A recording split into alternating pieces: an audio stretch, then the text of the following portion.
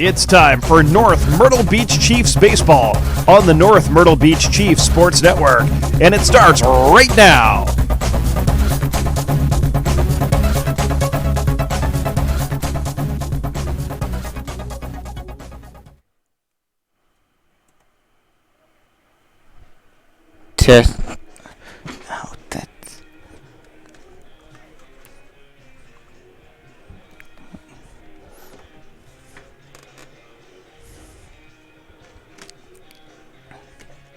That's why.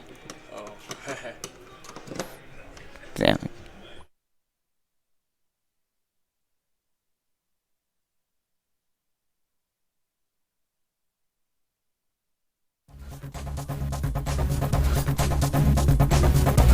It's time for North Myrtle Beach Chiefs baseball on the North Myrtle Beach Chiefs Sports Network, and it starts right now.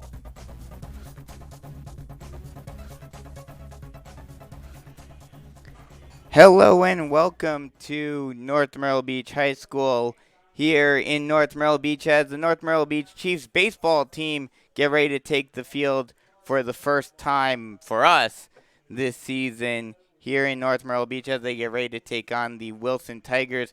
I'm Brandon Biskobing. I'll be bringing you all the action, and joining me as usual is Tyler Kerp. And Tyler, a tough day. Let's get the elephant out of the room first. We are pretty much the only ones going still, and that may only be for tonight. What were your thoughts? I'm sure we'll talk about it more throughout the game because this is baseball. You need stuff to talk about, but what were your thoughts and everything when you got the news broken to you both on Wednesday about the NBA and then yesterday the dominoes continuing to fall and the sports world coming to a screeching halt? Well, what I have to say about that is that obviously I'd love to watch sports. You know, March Madness coming up. Unfortunately, that's not going to be happening. Major League Baseball is going to be suspending spring training, and they're going to be moving the start of the season, I believe, 2 weeks. Back 2 weeks. That's what the proposed initial plan is. Yeah. plan is. Baseball 2 weeks. I think it was April 6th that they're going to reevaluate the situation. NBA, they're out for a full month before they reevaluate. So hockey, I don't think they announced anything. No. I know the Pittsburgh Penguins were supposed to play at Columbus last night in front of no fans, but they obviously canceled that as that game did not happen. But what I was trying to say, obviously, the thing that matters the most is the health and safety of the players. Yep. And if that means shutting down a couple sports leagues, I mean, sports is not the entire world, ladies and gentlemen. But we're pretty much the last one standing. So if you're tuning in, this is probably the only sports you're going to be getting, and we're going to have to wait and see what happens on Monday with the Board of Directors meeting for the SCHSL.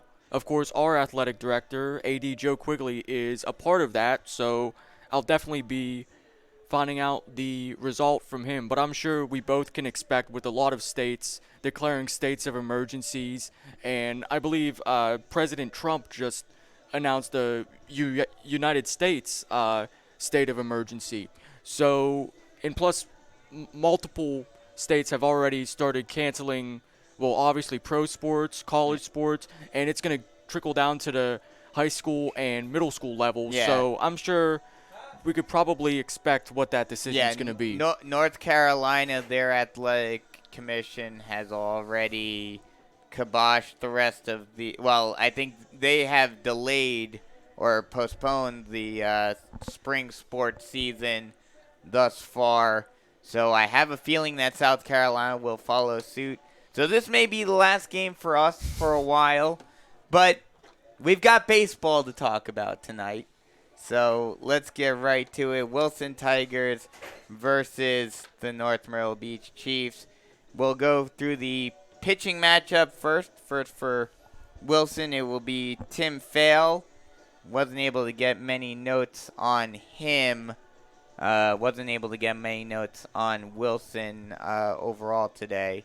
But for North Myrtle Beach, it is the one, the only Cam Freeman, Georgia Tech commit, and he is filthy. Well, he's pretty filthy. I'm not going to lie about that. But his first outing against James Island, part of the Wando tournament, his last outing was on February 29th. Obviously, I believe we're like a little over 2 weeks from that. Freeman pitched 3 2/3 innings, gave up 3 hits, 4 walks, hit 1 batter, gave up 5 runs, 4 of them earned. Obviously, he's going to have to clean that up if he wants to stay in this ball game. Yeah, definitely. The scouting report for Cam Freeman, his fastball is mid to high 80s, which is very good for a high school player. High school sophomore, man. Yeah, high school sophomore, no less. So that velocity will definitely increase as his high school career and then going into college will increase. So he is a very high prospect. He also throws a slider and a changeup. We'll see how good his slider is. If you can throw the slider well, you can stop a player dead in his tracks. Well, there's no doubt that Cam is very raw. I mean, his fastball, maybe by the time he graduates from North Myrtle Beach, maybe he wants to get that up to potentially 89, 90. And I think he'll probably get it up to 90 by the end of his high school career. And pitching coach Matt Roop will probably be working with him over the next couple of seasons, trying to refine his breaking stuff, because it's going to be pretty hard to be a pitcher, especially in the ACC with only a fastball and nothing. Well, he does have 2 breaking balls. He really does. Of course, he does, but he's very raw. Yeah. I'm sure Coach Roop will work on his slider, especially like I mentioned. A slider, if you can be effective with it and you can place it, you can be dominant. I'll tell a quick story right now. When I was on the Cape, if you're a baseball fan, you know the Cape Cod Baseball League. One Kyle Hansen, when I was calling games for Yarmouth Dennis, he threw a slider that literally made the batter turn his back thinking it was going to hit him. And then as soon as the batter turned his back, it cut right into the plate, right over the middle of the plate. And it was incredible. That was the best slider I've ever seen. And if you can get it to that level, you can be dominant on the mound. He'll probably be working on getting another pitch into his arsenal as well moving forward. But he is a top-notch pitcher, so we'll be sure to see a big game from him tonight. Well, his last season statistics, he had a 4-1 record, 3.25 ERA in 22 2/3 innings pitched, 25 strikeouts and 21 walks. Obviously, that's very, very good as a freshman. Yeah. But of course, I mean, that's why he got the offer from Georgia Tech. Well, he's almost walking 1 batter an inning, and obviously that's something with control you really want to master by the time you leave high school. Because I've seen many pitchers, I wouldn't say flame out, but they had control issues. One of which, me as a Pirates fan, Tyler Glasnow. Tyler Glasnow had a very great arm, a very electric arm. It just, unfortunately, with him being such a tall pitcher, he was unable to sort of repeat his delivery, which I don't see any problem of Cam doing that based on the film I saw. But Glasnow, he just had control issues, and it pretty much got to the point where the Pirates pretty much just gave up on him. Yeah, I mean, I could give an example from my major league team, the Yankees. Now, this one was, at least in part, as a result of injuries, but Chien-Ming Wang also had that issue of he just could not get the ball over the plate. So that's something that Cam will definitely have to work on. But that's looking ahead. Let's talk about tonight. We'll go through the starting lineups brought to you by Ori Electric. Ori Electric is your local Touchstone Energy Cooperative. First, the Tigers. Take it away, Tyler. So, for the Wilson Tigers, they are What's their record again? They 0-2, I believe. No, they are 2-2. 2-2. 1-1 in region play. They should have had 2 other games, but they had 2 of those games getting rained out. Well, I don't sound pretty smart right now. Okay, so first for the Wilson Tigers, leading off and pitching. Tonight's starting pitcher, Tim Fail. Batting second at third base, number 8, Keyshawn Paul. Batting third and catching, number 12, Jacob Jarrell. Batting cleanup at first base, number 21, Jamonte Vanderhall. Batting fifth at shortstop, number 2, Patrick Casper. Batting sixth and playing at second base, number 15, Robert Hall. Batting seventh, playing in right field, number 9, Hakeem Kane. Batting eighth and tonight's designated hitter for Wilson, number 11, Micaiah White. Batting ninth, playing in left field, number 6, Cuddy Sherrills. And, well, there's 10 batters. 10 players. Right. So I guess, 10th in the batting order is number 3, playing in center field, Harrison Muldrow. That's Fail, Paul, Jarrell, Vanderhall, Casper, Hall, Kane, White, Sherrills, and Muldrow.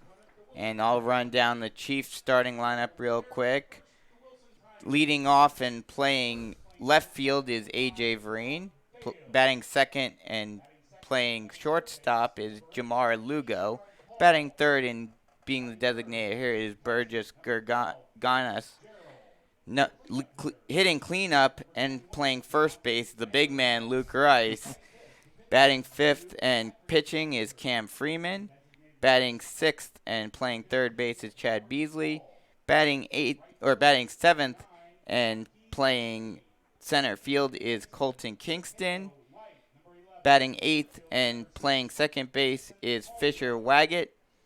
Batting ninth and playing right field is Trace Hall. And the final player on the roster is the catcher, the other Kingston. Caden Kingston, I believe his name is. Yes, so he'll just be controlling the catching duties tonight, not hitting. This is very strange. I've never seen this. This first time I'm calling high school baseball. Yeah, it's something that happens in other leagues as well. Some summer leagues even do 10 batters, but that's the way it is in high school baseball, some collegiate baseball. So we'll take a quick break and then come right back with first pitch here on the North Myrtle Beach Chiefs Sports Network. As your Touchstone Energy Cooperative, providing you dependable, affordable power is our first priority. Come rain or come shine. But you can also count on us for localized information on the latest renewable energy options. Information that's every bit as reliable as our energy. Learn more at touchstoneenergy.com.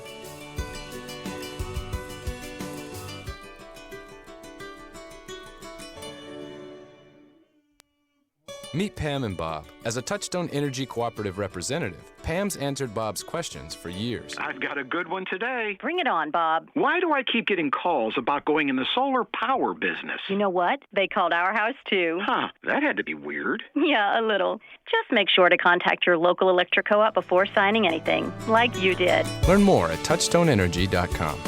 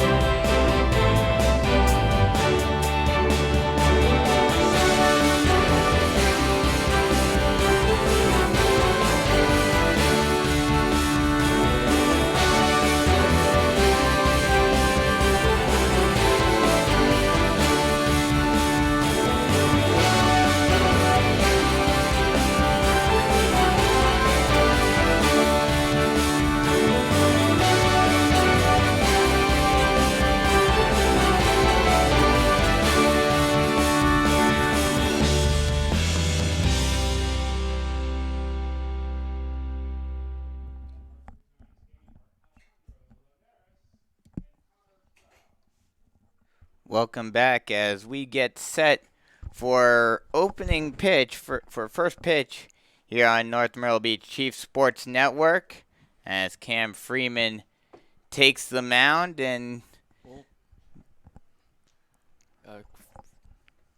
go ahead.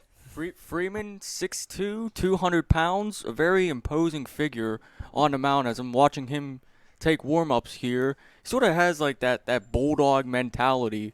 You know, what you see like Garrett Cole or, well, even me as a Pirates fan, A.J. Burnett. They just have, you know, just that look like they were born to be a pitcher. He was a former Yankee as well. Burnett, that's right. That's right. So looking through at Freeman, it looks like he sort of hesitates a little bit in his wind-up, sort of bringing his leg. But obviously that really doesn't really affect him as much, as I don't think a batter has. So, I mean, if you've got a fast runner, you can certainly get him. But, you know, like you mentioned, that height is definitely a big factor.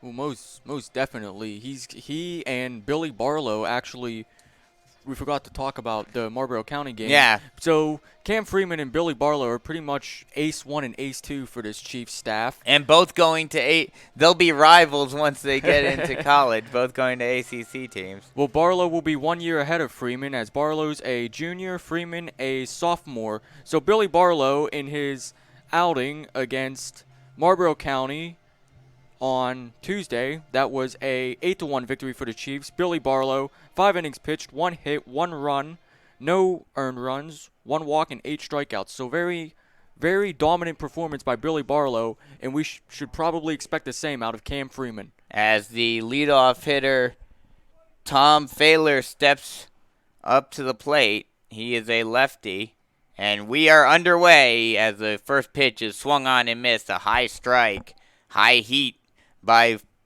Freeman. Oh, you're right. He's a righty. Fair, yeah. The 0-1 pitch is swung on and missed. Another fastball, that one right down the middle. And it's 0-2. Freeman's been blown smoke past failed these past 2 Yeah, pitches. just starting time was at 6:34. The 0-2 low and away. Tried to get him to chase one. And it's 1-2. Do you think Freeman's going to be going to some of his off-speed stuff, trying to get Fail to chase? I could see that. I could see a slider as the pitch is swung on and hit high into shallow center field. Going underneath and making the catch is Lugo. And there's the first out for the Chiefs. We'll run through the lineups once again. Sponsored by Ori Electric and Fail, led it off, and now it is Keyshawn Paul. First pitch is swung on and missed, and it's high ball one. High ball one. Here, let me do that. Yeah, right down the yeah, of course. The 1-0 pitch is a ball low. 2-0.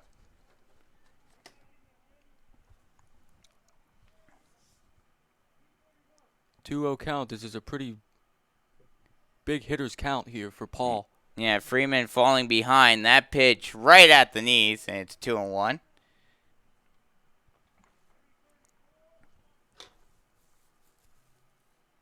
The 2-1 pitch is swung on and hit over to short. Grabbed, thrown on to first in time by Lugo, and they're quickly 2 away. Going down the starting lineup again for the Tigers. Fail, Paul at hitting third is Jacob Jarrell. Cleanup is Jamonte Vanderhall. Fifth is Patrick Casper. Sixth, Robert Hall. Seventh, Hakeem Kane. Eighth is Mikola White, as that pitch is a ball low, and it's 1-0. And batting ninth is Cuddy Sherrills. The 1-0 pitch will not come as Freeman steps off. He's looked in pretty good command thus far. not really falling behind hitters that much, other than the 2-0 count. The 1-0 is a ball high, and it's 2-0. Two straight batters by Freeman where he's fallen behind. And Jomar Lugo's been getting some early action out at shortstop. The 0-2 pitch is a strike at the 2-1. knees. 2-0 pitch. 2-0 pitch, Yeah. excuse me. 2-1 offering on its way, and Freeman decided to step off. Obviously, he and Kingston are getting a little mixed up on signs, so they're going to call something new. And the 2-1 is a ball low, and it's 3-1. Defensive alignment for North Myrtle Beach, left to right in the outfield, Vereen, Kingston, Hall. Third to first, Beasley, Lugo, Waggett, and Rice. And Kingston is catching behind the plate. That pitch is a strike at the knees, and it's a full count now with 2 away. 3-2, 2 outs. Big pitch right here for Freeman as he tries to get the 1-2-3 inning, and that ball is tipped, and it will go to the backstop, and we'll do it again. Freeman looking for his first strikeout here tonight, looking for a clean 1-2-3 inning here.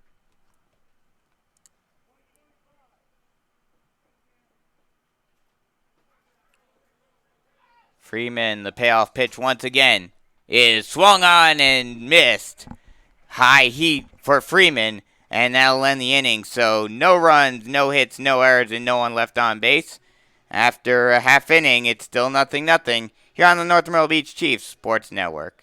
I get my power from my co-op so I can put my energy into my family. Into waking up the neighborhood. Latte for Christine. I get my power from the co-op so I can put my energy into planting seeds for a brighter future. Touchstone Energy Cooperatives, power to your community, for your community, so your energy can go into the things that matter most to you. My 69 Camaro. Who powers you? Touchstone Energy Cooperatives, your source of power and information.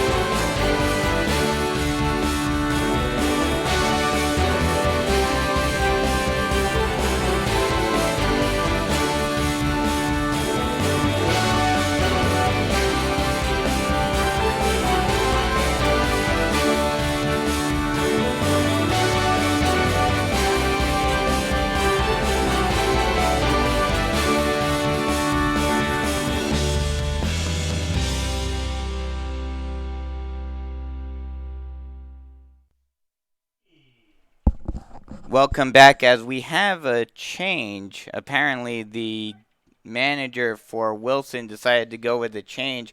It will be Casper on the mound instead, and Fail is at short. As A.J. Vereen steps in, the first pitch is a ball low in the dirt, and it's 1-0. Vereen batting .300 this season with 3 runs, 1 RBI, and 2 stolen bases. The 1-0 is a ball high, and it's quickly 2-0. I'm looking through the stat sheet of last year. I don't see an AJ Vereen. Yeah, on the I don't roster. think he played last year. as that pitch is a strike at the knees, and it's 2-1. Well, it's very interesting. I've never seen managers switch pitchers that close to game time. Yeah, like almost right at game time. The 2-1 pitch is a strike at the knees again, and it's 2-2. So Casper sets, winds, and fires. And that pitch is swung in the dirt. Vereen will go down the line, but he will get thrown out. So that's a strikeout swing for Vereen to start off the bottom of the first. So now that's going to bring up Jomar Lugo, the shortstop, tonight. That'll bring up Lugo. He is batting .357 with 4 runs and 5 RBI thus far this season. Lugo last season only played in 8 games, only had 13 plate appearances and 2 hits. That's a .222 batting average. So Coach Alderson showing a lot of faith in him, putting him in the number 2 spot with such little experience at the varsity level. That pitch is a called strike to Lugo.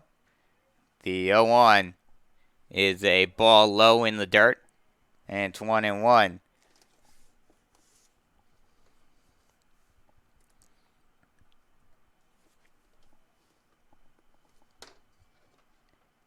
The 1-1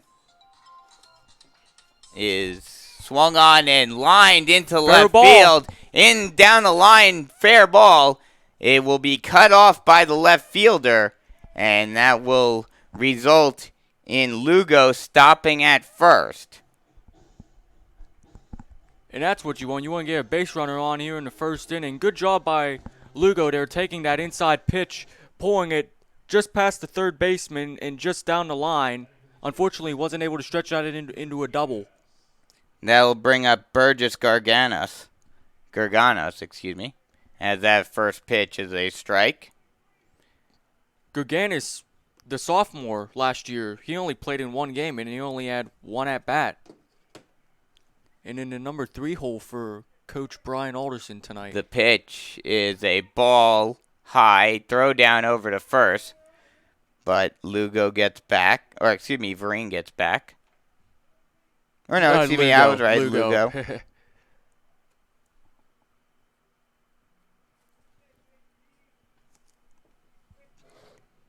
The 1-1 pitch is a strike at the knees, and it's 1-2. Garganos, .556 thus far this season with 3 runs and 3 RBI. Lugo takes his lead from first. Casper looks over, stretches and delivers. And that ball is high. Looked like it might have been a bit of a pitch out, trying to keep Lugo at first. 2-2 count now with 1 away.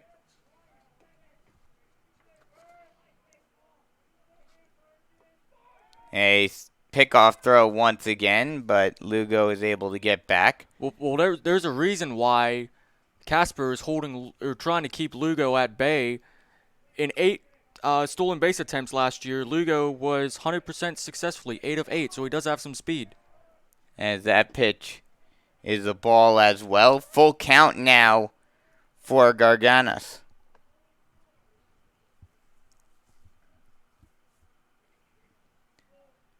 Payoff pitch coming soon. The Chiefs dugout is chanting 4, 4, 4, 4. Lugo takes off. That pitch is a ball outside, so the stolen base attempt doesn't matter, and that gets runners on first and second with 1 away for the cleanup man, the big man, Luke Rice. 6'5", 230 pounds. If you tuned into basketball season, Luke Rice may not have played much, but he definitely was a fan favorite for Ryan Walker's basketball team here at North Myrtle Beach High School, and with his size and his strength, obviously he can get some power. He can definitely get some oomph on that ball if he makes contact. He is one of 2 basketball players on this team, the other one being Chad Beasley. So runners on first and second now. The pitch is a ball low, and it's 1-0. So Casper sort of got himself into a little bit of trouble here. trying to hold the Chiefs at bay. Looks like the second baseman is shifted over towards the second base bag. The 1-0 pitch is a ball outside, 2-0. We'll run down the starting lineup for the Chiefs once again, brought to you by Ori Electric. It's A.J. Vereen in left, Jomar Lugo at short, as that pitch is a ball out, called strike on the low outside corner, and it's 2-1. Batting third is Burgess Garganis, the DH. Batting cleanup right now, Luke Rice, the first baseman. Batting fifth, Cam Freeman, the pitcher. Batting sixth, the third baseman, Chad Beasley, as that ball is popped out of play, and now it's a 2-2 count. Batting seventh and playing center field is Colton Kingston. Batting eighth and playing second base is Fisher Waggett. Batting ninth and playing right field is Trace Hall. And not in the lineup, but playing catcher is Caden Kingston. There we go. So that pitch was high and outside. Yep. 3 balls and 2 strikes now to Rice. And the Chiefs doing a good job. With good plate discipline. That's one thing that Coach Alderson definitely instills in his players' minds. Good job forcing Casper to use a lot of pitches. A high chopper up the middle, thrown on to second in time for the force out. But that will be a 4-6 fielder's choice. Hall to fail.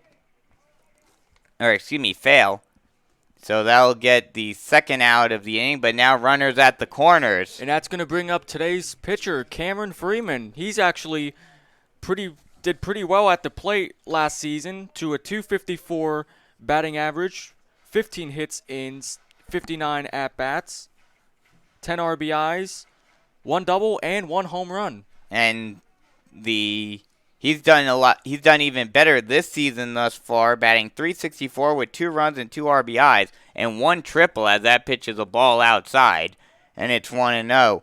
Running down the defensive alignment for the Tigers, it's Sherrills, Muldrow, and Kane in the outfield left to right. Paul, Fail, Hall, and Vanderhall. Freeman fouls that in one the back. Infield. 1-1 count now. And Jarrell is at the plate. Freeman taking his time adjusting his batter gloves. Gets back into the box now. Staring down Casper. Here's the pitch. That pitch is a strike on the high outside corner. 1-2 now. And this would be a tough break for the Chiefs if they stranded a runner at third. Well, they had first and second with 1 out. 1 out. Yeah. The 1-2 pitch is fouled off, and we'll do it again. You could tell Freeman's hungry up there to get a hit. He's been lunging at the ball, and unfortunately he fouled off 2 pitches to the back screen. Chiefs are definitely making Casper work. He's thrown a lot of pitches in this first inning. 1-2, 2 away, pitch swung on and missed, and that'll end the inning. So no runs on 1 hit, no errors, and 2 left on base. And after 1 full, it's still 0-0 here on the North Myrtle Beach Chiefs Sports Network. It's not only having a voice, but knowing that it's heard loud and clear. We understand knowledge can change your life, and that energy will continue to power it. And because you're part of a Touchstone Energy Cooperative, we're always listening. Because you're more than just a customer, you're a member. And what's more powerful than that?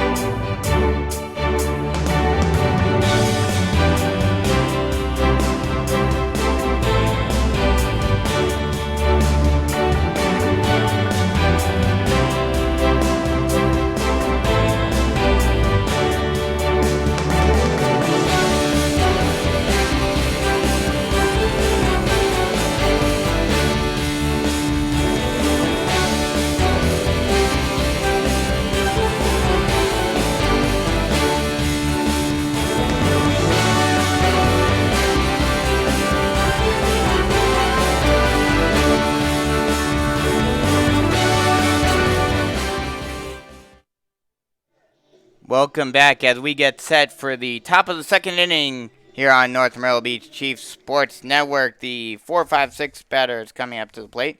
Jamonte Vanderhall to lead off. He is the the first baseman, excuse me. Jamonte Vanderhall, a very big left-hander playing first base and also a pitcher for this Tigers team. He is committed to USC Salkehatchie in the class of 2020. Big first baseman here steps in against Cam Freeman as he gets started for the second inning. The first pitch is a ball high and away, and it's 1-0. These two teams, the Chiefs have absolutely dominated the Tigers over the last couple of seasons. Last head-to-head, the Chiefs has the 1-0 is a ball low. 2-0 now. Chiefs won their last game 10-2 last season. Went 2-0 last season, winning 7-4 in the first matchup. Wilson has not won a game against North Myrtle Beach since 2015. Wow. As that pitch is swung on and missed. Some good heat by Freeman, and it's 1-1 or 2-1. Excuse me. 1-2. Excuse me. Apparently, that first, I think it's 2-1. Yeah, somebody messed up the scoreboard. The 2-1 offering is a ball inside. Looked like he tried to throw a slider, and it just broke a little too far in. So Freeman obviously being very careful with Vanderhall. Obviously, he is the big thumper in this Wilson lineup. Very big, imposing player. The 2-2 is swung on and lined out into left field, and that will drop in for a base hit. So that will get the first runner on the board for Wilson.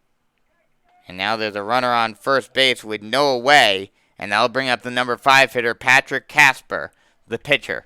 So pitcher versus pitcher matchup. Yeah. Except these two pitchers can hit, unlike in the major leagues. I was going to say, everyone talks about as the first offering is a ball low, and it's 1-0. Everyone talks about how, pitchers can't hit. We need to bring the DH into the entire league and everything. Not in high school. These guys, everybody can hit.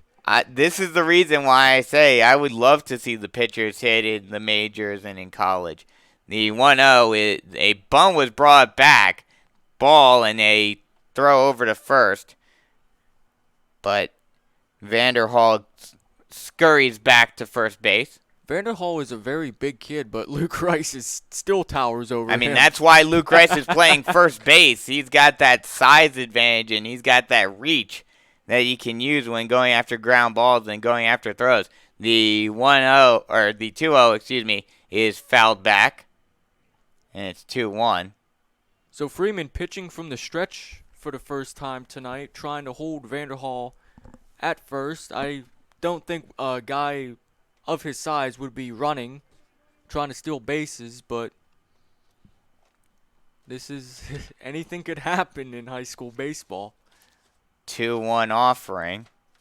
Pickoff throw over to first, but Vanderhall scurries back. We are here in North Myrtle Beach High School. This stadium, a very small stadium. It is high school, but still very small. 310 to both foul lines, to both foul poles, and only 355 to straightaway center field. The 2-1 is swung on and driven out down the line. Oh, no, caught by Rice. By Rice. He steps on the bag. And he gets the double play. Great play by Rice, getting that hard line drive, catching it on the fly, and then stepping on first for the double play.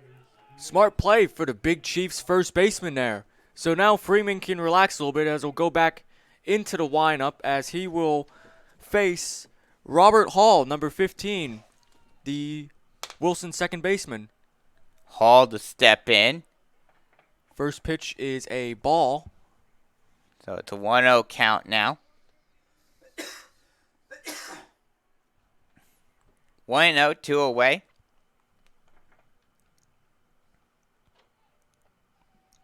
Freeman winds and deals, and that is a strike right down the plate. And it's 1-1. Well, Freeman had a 1-2-3 first inning, and he gave up a leadoff hit to Vanderhall, but thanks to Luke Rice getting that unassisted double play on that liner. And that pitch is a ball low in the dirt. 2-1 now. Freeman is now a little more calm. Yeah. I mean, he got a lucky break right there because that ball was scorched. But it was right at Rice, and he was able to snag it and had time to get it back to the bag for the double play as that pitch is a ball low in the dirt. 2-1, gets past Kingston, but no harm, no foul. Well, Vanderhall's hit and Casper's liner out to Rice were both very, very hard hit, and these Tigers are timing Freeman's pitches. He's just going to have to throw a little more off-speed stuff. And that ball is a ball in the dirt, and that's the first walk for Freeman, so he gives up a runner once again. And now that puts a runner on first base with 2 away for Hakeem Kane, the right fielder. So Freeman going back into the stretch, trying to get one more out to keep this game scoreless. Chiefs wearing their White Sox variant uniforms with the blue in the center with Chiefs on it with yellow trim around it. As that pitch, the first pitch is a strike at the knees, and it's 1-0. Wilson wearing their purple jerseys with the white sleeves and white numbers. The 0-1 pitch. Cam looks over to first, sets, and now deals. That ball is a ball in the dirt, and keeping it in front of him. Nice job by Kingston keeping track of that ball and making sure that Hall did not go anywhere. He definitely thought about it. He took a few steps towards second and scampered back to first. So Freeman with the 1-1 count, toes the rubber once again, gets the sign from Kingston, checks Hall over at first, and he deals. That pitch is a strike at the knees. Some good location by Freeman over these last couple of pitches, except for the one in the dirt, obviously. But thus far in this at-bat against Kane, he's done a nice job of locating that fastball right at the knees. Well, that's his number one pitch. He has to be able to locate it, and he's been doing a sensational job thus far tonight. The 1-2 is a ball low and away. 2-2 count. Deuces are wild. 2-2-2. And we're in the second inning? Yes. If only there were just 2 on. Oh, and the score was 2-2. Yes. Unfortunately, fortunately, that's yes, not the case. Fortunately, that's not the case. As a Chief fan, you'd like to have the 2 runs on your end, as that ball is popped high out, played down the right field line. Getting close to the parking lot out there. Yeah. I hope nobody was stupid enough to park near the field. At some of the other stadiums I've broadcasted at, it's always interesting seeing where parking lots are and various things. Freeman deals. As that pitches a ball up and away, snap throw over to first, but Hall scurries back. So now it's a full count here on Kane. 3 balls and 2 strikes. Freeman definitely does not want to walk another hitter in this inning. Yeah, absolutely. You do not want to have 2 straight walks to continue the second inning. The payoff pitch does not come as a snap throw over to first, but Hall is able to get back to the bag. There's no doubt that Hall is, I guess, getting into Freeman's head a little bit. He's thrown over to first a couple times. But Freeman's going to worry about the batter. Freeman gets set. And now once again throws over to first. And Hall is able to get back once again. And yeah, like you mentioned, that's something that, sometimes, you worry about the runner to an extent. Mm-hmm. But you can't worry about him too much to where you're sloppy on your pitches. Well, the thing is, he walked him. Why are you throwing over? As the payoff pitch is swung on and missed, strike 3. And that gets Freeman out of the inning. Sort of did a little turnaround. I guess that heat on that one kind of spun him around a little bit, gave himself a little fist pump. 2 scoreless innings for Cam Freeman thus far. Great inning for Freeman. So no runs on 1 hit, no errors, and 1 left on base. After 1.5, it's still 0-0 here on the North Myrtle Beach Chiefs Sports Network. As your Touchstone Energy Cooperative, providing you dependable, affordable power is our first priority. come rain or come shine. But you can also count on us for localized information on the latest renewable energy options. Information that's every bit as reliable as our energy. Learn more at touchstoneenergy.com.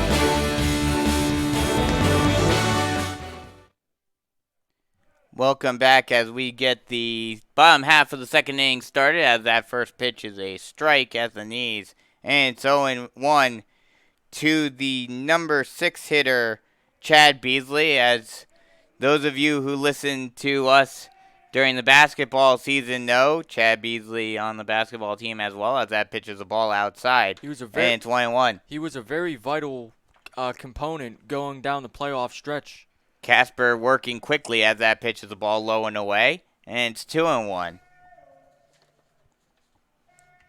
Casper struggled a little bit in the first inning, but was able to get out of the jam as that pitch is a strike on the outside part of the plate, and it's a 2-2 count now. Beasley last season in 13 games had a 154 batting average. In 13 at-bats, he had 2 hits. As that pitch is a ball outside, and it's a full count now. Umpires for today are Connor Crowley and Alejandro Linares. 3-2 pitch to Beasley, low, ball 4. And Beasley works a walk to start off his day today. That'll bring up Colton Kingston. He has yet to get a hit this season, 0 of 6, with 4 runs though, so he's made base a couple of times. Kingston is committed to Southeastern Community College out of North Carolina, so going to be continuing his baseball career at the college level, though not at the level of a Freeman or a Barlow, but still it's nice that he's going to be playing baseball post-high school. Paul playing in, looking for the bunt, and the bunt is put on, and it's tipped. No, wild pitch. Or excuse me, it was not hit, it's a wild pitch. And that'll allow Beasley to get to second base. And that's key for the Chiefs to get a runner in scoring position, still with nobody out in the inning. So not sure if they'll call that a wild pitch or a pass ball. But either way, that'll move Beasley up to second as that pitch is fouled off, and it's 1-1. Even with the runner on second, Paul still playing a little in front of the bag at third. It looks like the outfield is shifted out to the left, so pretty much from the right field line to like 25 feet over is just nothing but green grass. As that pitch is swung on and missed, as Kingston put on a big hack for that one, but whiffed. 1-2 now. Well, we cannot afford to press. 1-2, nobody out, runner on second base. The pitch swung on and fouled off. Now play. Going right to the parking lot, bouncing off the asphalt. Hopefully not into my car. There's a school bus right over there, and I'm just waiting for someone to break a window from it. Well, that's what happens when you park close to the baseball field, I guess. Yeah, exactly. I think that might be the Wilson bus, actually. It is. It is the Wilson bus. So, yeah, they're kind of setting themselves up as the 1-2 offering once again is a called strike 3 on the low outside corner, and there's the first out of the inning. So now that's going to bring up the second baseman, number 2, Fisher Waggett. Probably the coolest baseball name I've heard. Yeah. Well, no. The coolest baseball name of all time is one Cocoa Crisp. That's a cereal. Exactly. That pitch ball low in the dirt. Last season, Waggett, as a sophomore, now a junior, in 27 games, he hit .220. He had 11 hits in 50 at-bats, 5 RBIs, and 1 extra base hit, that being a double. The 1-0 offering is a ball in the dirt, and it's 2-0. That seems to be a consistent theme for Coach Alderson's lineup tonight. It seems like these are a young team. As that pitch is chopped foul. Anyways, it seems like this lineup is a lot of guys who feel like they have something to prove because they really haven't had many at-bats last season, and this is their chance. Mm-hmm. Yeah, this is a very young Chiefs team, but a very talented Chiefs team as that's chopped in front of the mound, thrown on to first in time for the second out of the inning. But that will allow Beasley to move up to third. So runner on third base with 2 away now. And that'll bring up Trace Hall. He's batting .375 thus far this season with 2 runs, 2 RBI, and 1 stolen base. The first pitch to Hall is a ball up and away. And once again, Trace Hall, like A.J. Vereen, is a player who has not seen the varsity level prior to this season. So he's getting his reps in with the varsity team as that pitch is a strike on the lower part of the plate. 1-1. He's done a very good job thus far this season. .375 is no average to golf at as that pitch is swung on and popped high into the gap, and that will be caught by the second baseman for the final out of the inning. So no runs, no hits, no errors, and 1 left on base. After 2 full, it's still 0-0 here on the North Myrtle Beach Chiefs Sports Network.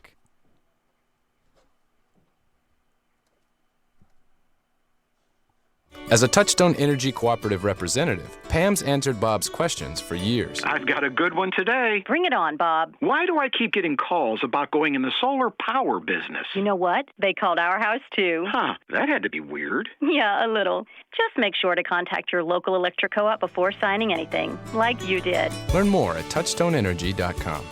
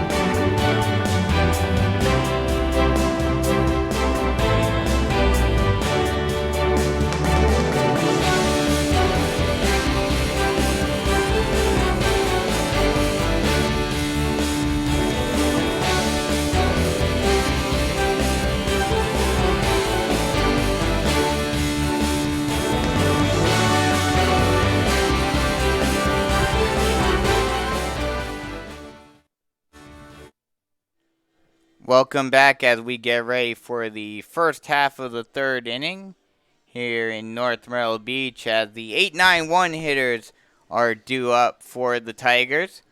It will be number 11, Mikola White, to lead off. He is the designated hitter.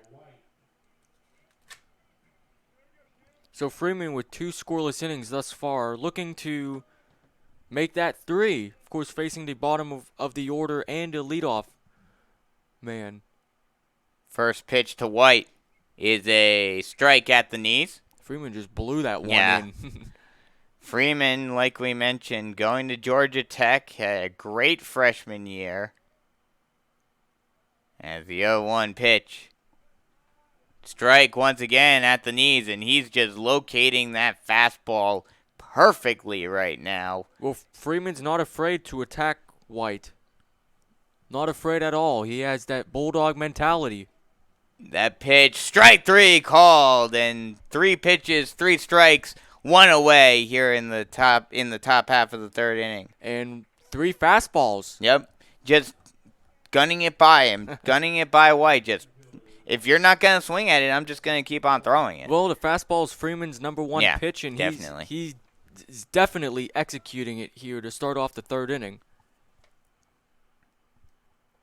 That brings up number 3 as that pitches the ball high, and apparently they had the number wrong. Cuddy Sherrill's wearing number 3, actually. Number 6 on our lineup card. Yeah.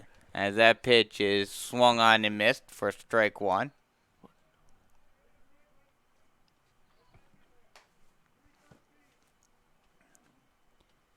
The 0-2 pitch is swung on and missed, or excuse me, it's 1-1, so now 1-2.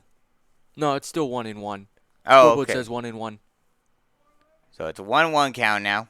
Freeman definitely showing a lot of his fastball here to start off. He's still attacking these hitters. That pitch up and in. A strike. Oh, wow, they called that a strike. Sherrill's backed off a little bit. Thought it might have been a little too far inside. And Freeman's going to say thank you to the ump. He won't argue that call, that's for sure. As the 1-2 is a ball low. And it's now a 2-2 count with 1 away. Freeman has looked pretty sharp thus far. Had a clean first inning. Got into a little trouble in the second inning. Of course, able to hold Wilson at bay. And pretty clean here through the third. That pitch low and away. And there's a walk as Sherrills gets on base with 1 away. And that brings us back to the top of the order.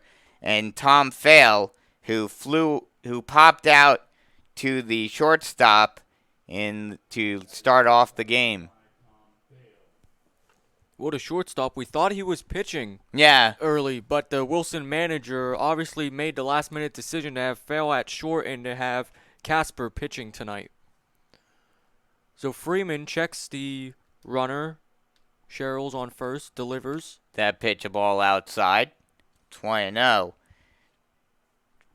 Freeman has had a bit of a command issue over the last couple of innings. Walked a batter in the second inning and now has walked a batter in the third.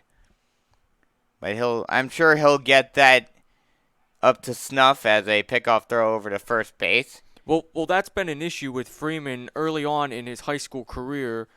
He averaged almost a walk an inning. He had 21 of them in 23 2/3 innings, and in his first outing of the season against James Island, he had 4 walks and he hit a batter. As that one's swung on and missed and throw on down to second, and that's going to be a stolen base by Sherrills. So Sherrills deciding to run on Freeman, and he will be successful. So well, apparently not. They're going to call an interference call on the batter. So that'll send Sherrills back to first. And they're gonna call Fail out for batter's interference. So that's the second out of the inning, as Freeman will face Keyshawn Paul, tonight's third baseman. So batter's interference called out for Fail. And that pitch is popped high, but that will get out of play over the fence. Or over the netting, excuse me.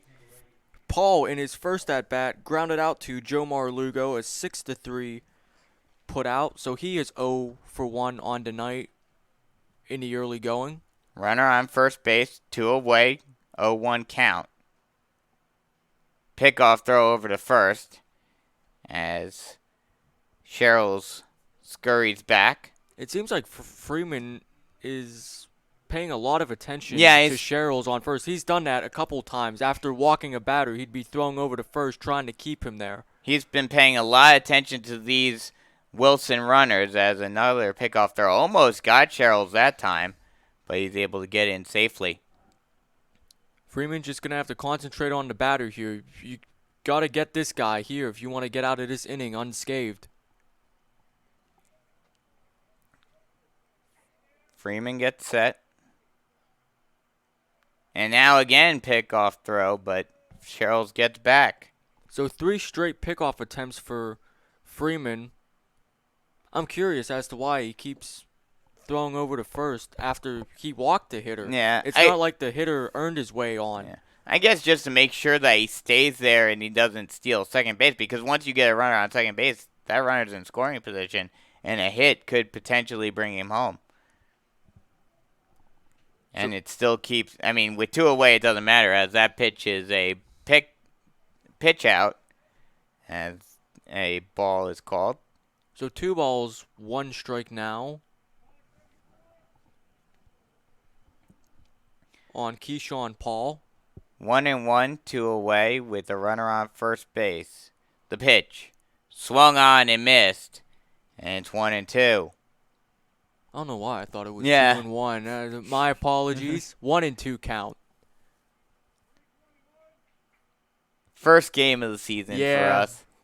Hopefully not our last. First time I'm doing this. Yep. The 1-2 is a ball and a throw down to second base as Sherrill steals second. That ball went all the way out into center field, but Kingston is right there to keep it at bay and make sure Sherrills doesn't go any further. But that is a stolen base for Sherrills.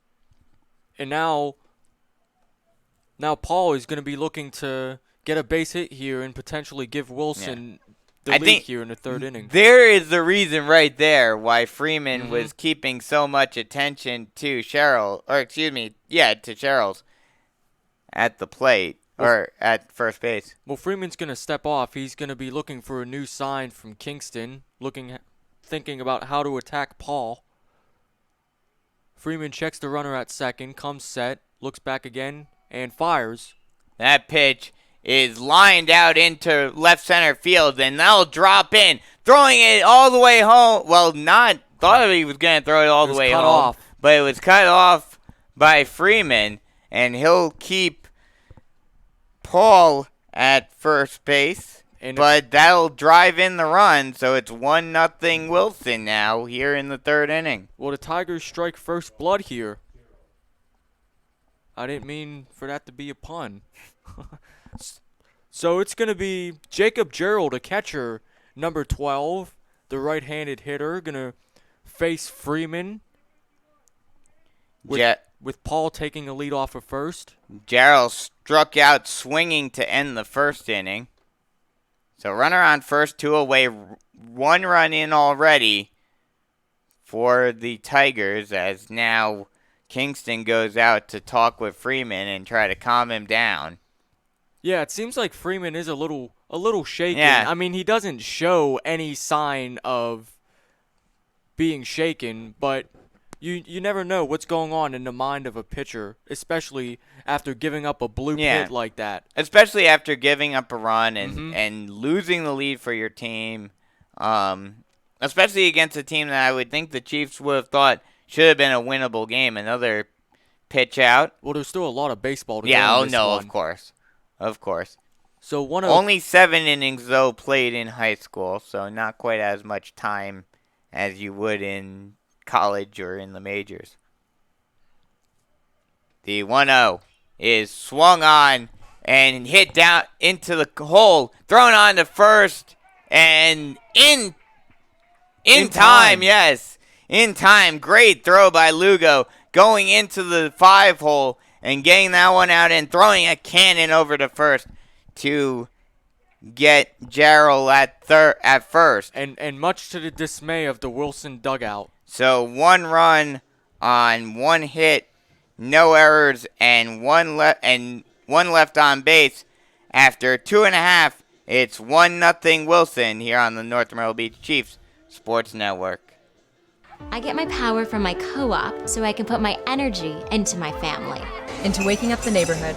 Latte for Christine. I get my power from the co-op, so I can put my energy into planting seeds for a brighter future. Touchstone Energy Cooperatives power to your community for your community, so your energy can go into the things that matter most to you. My 69 Camaro. Who powers you? Touchstone Energy Cooperatives, your source of power and information.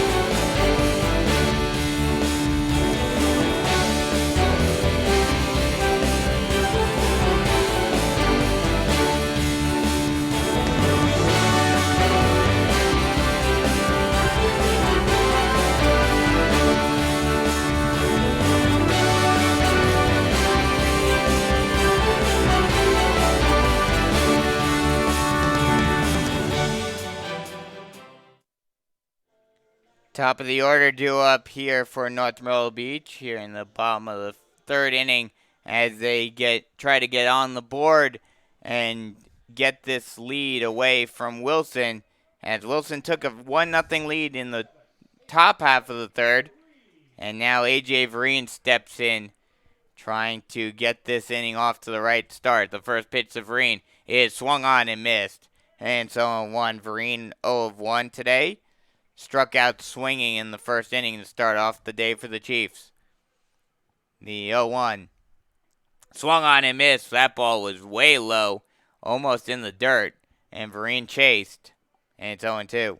Well, Patrick Casper, no doubtedly showing more confidence, especially with the 1-run lead. He's looked pretty sharp thus far for Wilson.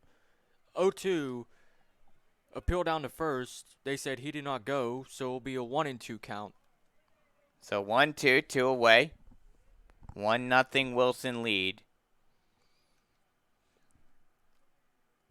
The 1-2 is a ball low and away.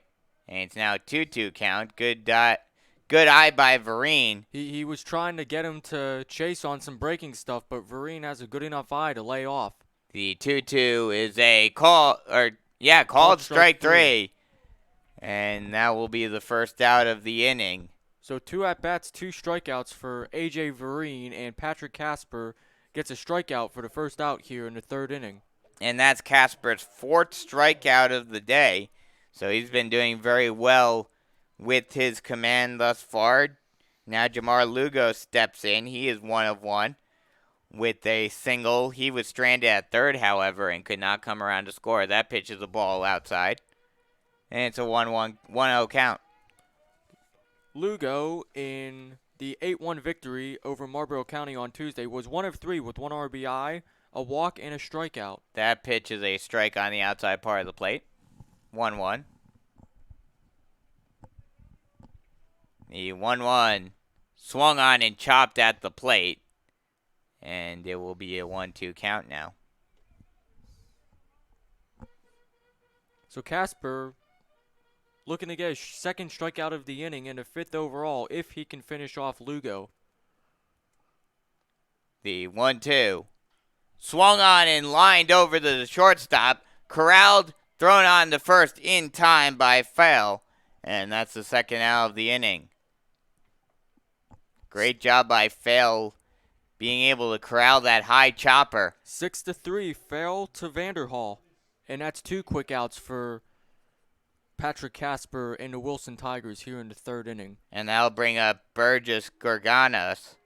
He reached base on a walk as the first pitch to Gorganos is a strike at the knees. And it's 0-1. He reached on a walk in his first plate appearance, but then was caught out at second base with a fielder's choice as that ball is hit foul. So that's 2 quick strikes on Gorganis. Sorry, I didn't have my lineup card. 2 quick strikes on Gorganis, tonight's DH for the Chiefs. 0-2 pitch coming. That pitch is a ball low in the dirt. 1-2 now. Casper has definitely been using his fastball a lot Yeah. more. Definitely attacking these Chiefs hitters. That's something you see in high school ball as that pitch is a ball low and away. Going back to the backstop. So Gorganis showing a good eye, turning an 0-2 count to a 2-2 count now. Definitely looking for a good pitch he can hit. Yes. And hopefully get something going for the Chiefs. The 2-2 is swung on and lined up the middle in there for a base hit. And that'll get the Chiefs on the base paths with 2 away. I believe that's their second hit of the night? Yes, it is. So one of them was for Lugo and now Gorganis. The 2 and 3 hitters doing all the base hitting thus far. So now that's going to bring up Luke Rice, 6'5", 230 pounds, big first baseman. That'll bring up the cleanup hitter, Luke Rice. He is 0 of 1 as that pitch is a ball low in the dirt. He reached on a fielder's choice in the first inning. Rice against Marlboro County on Tuesday was 2 of 3 with a double. He had 1 RBI and he was able to work a walk. So definitely showing confidence as a hitter early on in the season. The 1-0 pitch is a strike at the knees. 1-1. 1-1, 2 away. Runner on first base here in the third inning. The 1-1 is swung on and missed, and it's 1-2. Big hack by Rice there. Garganis, the sophomore right-handed pitcher and first baseman, of course DHing tonight, 5'10", 215 pounds. I don't think he would be running. That pitch, strike 3, looking, and that'll end the inning. So no runs on 1 hit, no errors, and 1 left on base. After 3 full, it's 1-0 Wilson here on the North Myrtle Beach Chiefs Sports Network. I get my power from my co-op so I can put my energy into my family. Into waking up the neighborhood. Latte for Christine. I get my power from the co-op, so I can put my energy into planting seed for a brighter future. Touchstone Energy Cooperatives power to your community for your community, so your energy can go into the things that matter most to you. My 69 Camaro. Who powers you? Touchstone Energy Cooperatives, your source of power and information.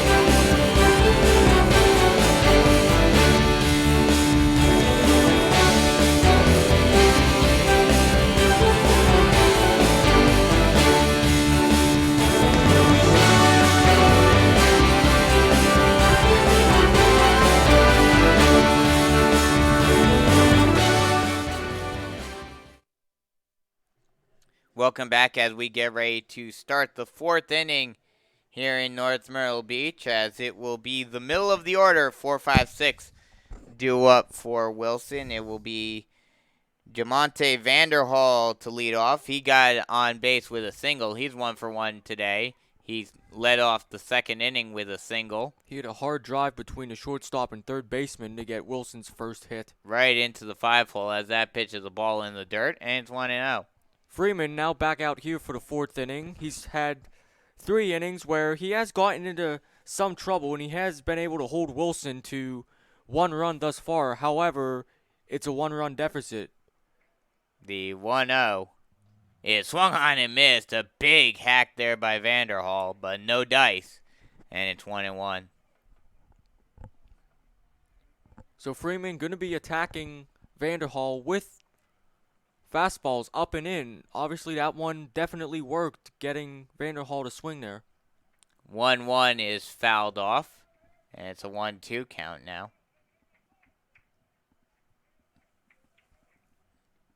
You think Freeman's going to be going to some breaking stuff, trying to get yeah. Vanderhall to chase? I mean, he is a big swinger. I could see him using a changeup right here to try to get Vanderhall to chase, as that pitch is a strike at the knees, and he just went with the fastball. Just going to fastball. And placed it perfectly right at the knees for the first out of the inning. If it ain't broke, don't fix it. Exactly. So Cam Freeman strikes out Vanderhall to get the first out here in the 4th inning. And now that's going to bring up Patrick Casper, mound opponent versus mound opponent once again. As the first pitch is a pitch in the dirt, but a big hack by Casper. Freeman made him look silly on that one. And it's 0-1. Casper hit that hard line drive over to Rice, and he was able to snag it and step on the bag for a 3 unassisted double play in the 2nd inning, as that pitch is a ball in the dirt, and it's 1-1. Casper, I'm noticing, doesn't wear batting gloves. That's really something you don't see much of anymore. Yeah, you don't see that anymore. I mean, the last... Well, he has 1 batting glove on his left okay. hand. Then that you see. Yeah. As that pitch is a ball low, just underneath the knees, and it's 2-1. Freeman probably going to be going back to that fastball. It has been working, seeing what he can do against Casper. The 2-1 is a ball inside, and 3-1. Casper had to duck out of the way for it. Well, not really duck out of the way, but get out of the way. Do the limbo on that one.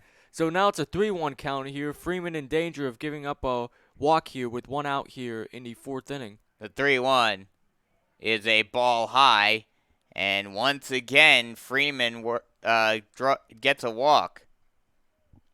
That's his 3rd walk of the game and 3rd in 3 innings. So now stepping up to the plate for Wilson is number 15, Robert Hall. And he was one of those 3 that drew the walk. He drew a walk in the 2nd inning. He was the first of the 3. So Freeman most definitely going to be checking on Casper. Of course, taking a big lead. Freeman's going to step off. Yeah, Casper taking a pretty big lead over there from first. We'll see how that impacts Freeman. Once again, out to a fairly decent lead. Freeman pitching in the stretch, going to throw over, not in time. Freeman once again paying a lot of attention to the runner. And I think especially after what happened in the last inning, you have to imagine he's going to be paying even more attention as the pitch does come to the plate, and it's a ball just off the plate. Wow. And it's a 1-0 count. Well, Freeman, knowing he can't really give up too many runs, the Chiefs' offense has been pretty silent. Only 2 hits as a team in the first 3 innings. I mean, the Chiefs as a team as a whole, as that pitch is a ball low and away, and a nice job by Kingston blocking that one and making sure it doesn't get away and making sure that Casper isn't able to go anywhere. But the Chiefs as a whole are a team that is very heavily based on pitching and defense. They don't have the most dynamic offense in the world, but they have a great pitching staff. As the runner goes, thrown down to second in time, and they get Casper at second base, and there are 2 away. And Cam Freeman going to be breathing a sigh of relief.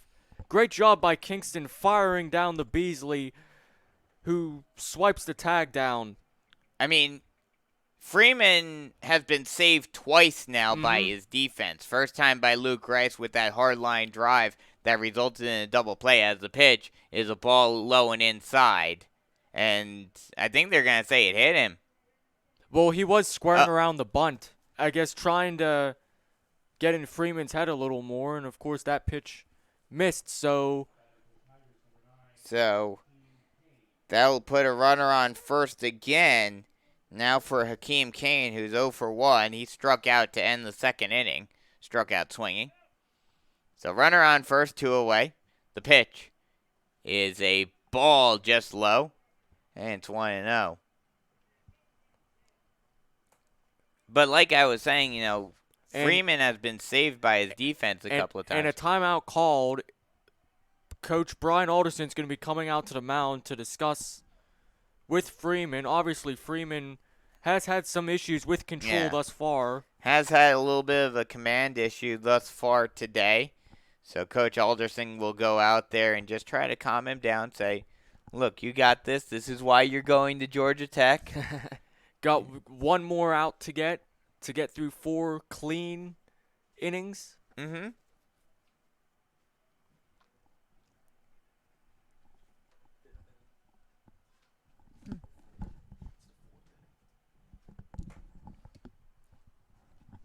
So Alderson returns to the dugout as Freeman will get back on the slab. Going to be facing Hakeem Kane, the right fielder, and with Hall on first base, Freeman going to look over. The pitch is a ball low and away. 2-0 now. And doesn't look like that pitching mound visit has really done much. Well, it's a good hitter's count far for Kane, so let's see what he can do. Potentially, Freeman, he has had trouble locating his fastball. Potentially, he could go to some off-speed stuff. That pitch at the knees, and it's 2-1. Freeman trying to keep the ball down and trying to maybe induce a double or a ground ball. Don't need the double play, but a ground ball would certainly help him get out of this. Freeman's going to step off. He's going to ask for a new sign from Kingston. One thing Freeman hasn't done this inning is throw over to first. Yeah, which is surprising. We talked about it before. He's doing a much better job focusing on the hitter. 2-1 count here. Freeman delivers. And that pitch is a pitch out. And we'll do it again at 3-1. 3-1, 2 away. And you have to assume if Freeman walks this one, Coach Alderson is definitely going to be getting somebody up in the bullpen pretty soon. I believe the bullpens are down the left field line, so we can't see it from our vantage point, as that pitch is a ball low and inside. And once again, another walk for Freeman, and now there are runners on first and second with 2 away. And you could tell as soon as Freeman threw that pitch, he knew that one was not going to be in the strike zone. Kind of shrugged his shoulders a little bit. So now runners on first and second with 2 outs, and Coach Alderson's going to be coming back out to the mound. You have to assume this is it. Well, Freeman. I don't know if the rule is the same in high school, but if you go out to the mound 2 times in an inning, you have to pull the pitcher. And it looks like he's going to give him the ball. That's going to be it for Cam Freeman. So that'll be it for Freeman. A disappointing day for the ace. Of course, getting a nice hand from the Chiefs faithful, keeping the Tigers offense at bay, only giving up 1 run in 3 2/3 innings. Of course, the thing that plagued him the most was the his walks. command. Well, exactly. So coming into the game for the Chiefs, number 3, Corey Thompson. Thompson, thus far on the year, is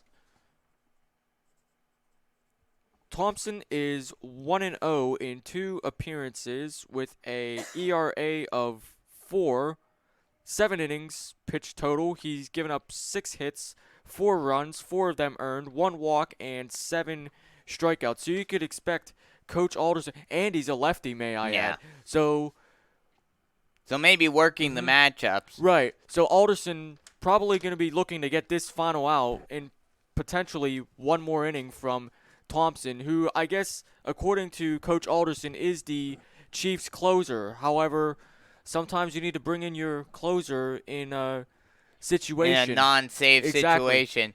So we'll take a quick break, and then we'll come right back and continue top of the 4th inning here on the North Myrtle Beach Chiefs Sports Network. What is it that makes you powerful? It's not only having a voice, but knowing that it's heard loud and clear. We understand knowledge can change your life, and that energy will continue to power it. And because you're part of a Touchstone Energy Cooperative, we're always listening. Because you're more than just a customer, you're a member. And what's more powerful than that?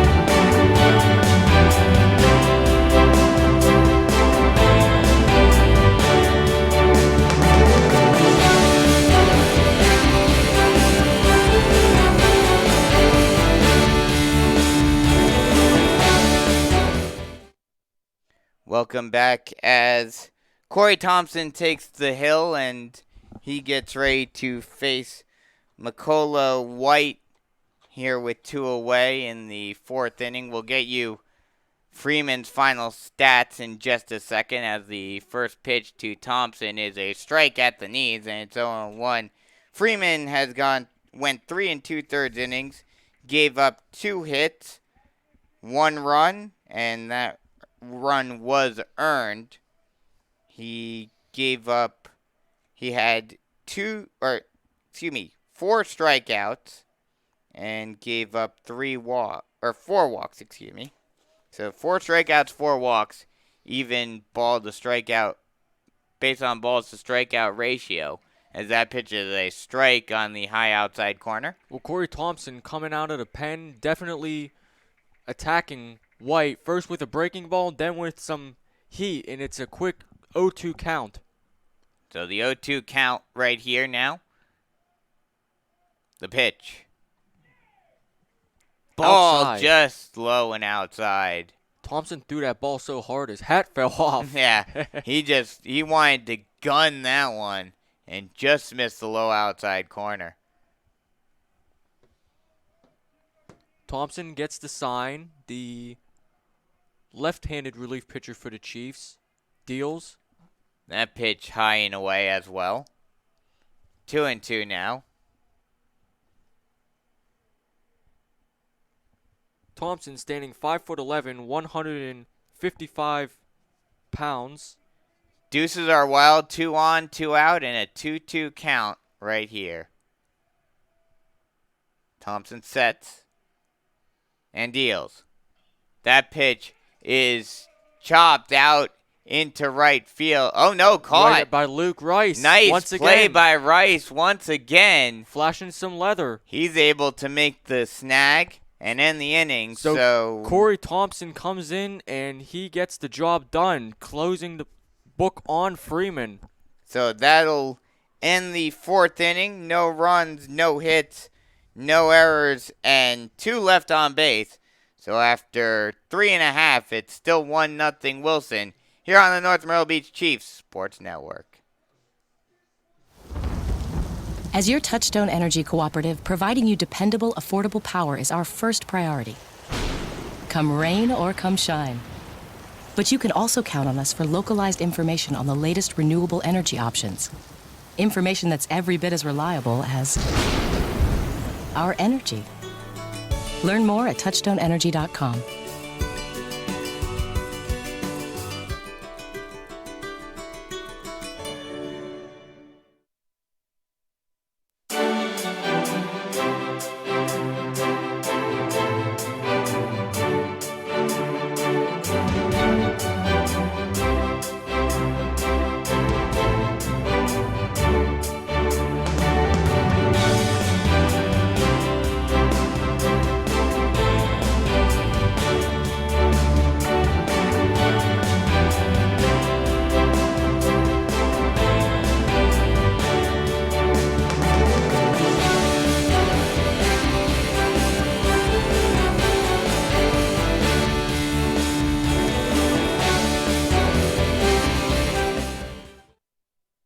Welcome back as we have the 5, 6, and 7 hitters due up for the Chiefs. It is Corey Thompson who came in for Cam Freeman.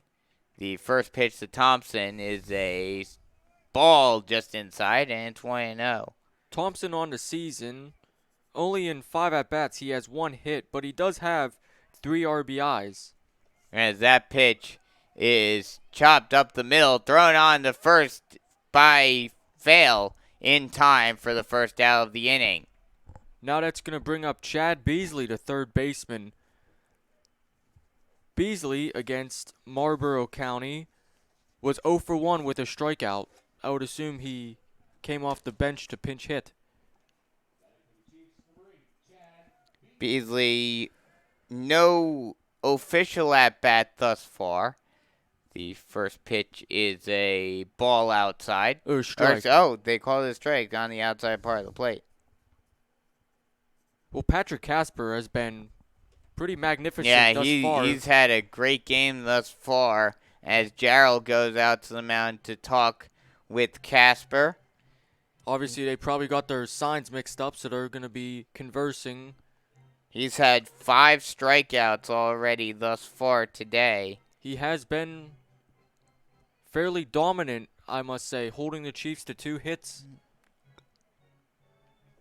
So Beasley going to step back in with an 0-1 count. Casper winds, fires. And that pitch is a strike at the knees. And it's 0-2.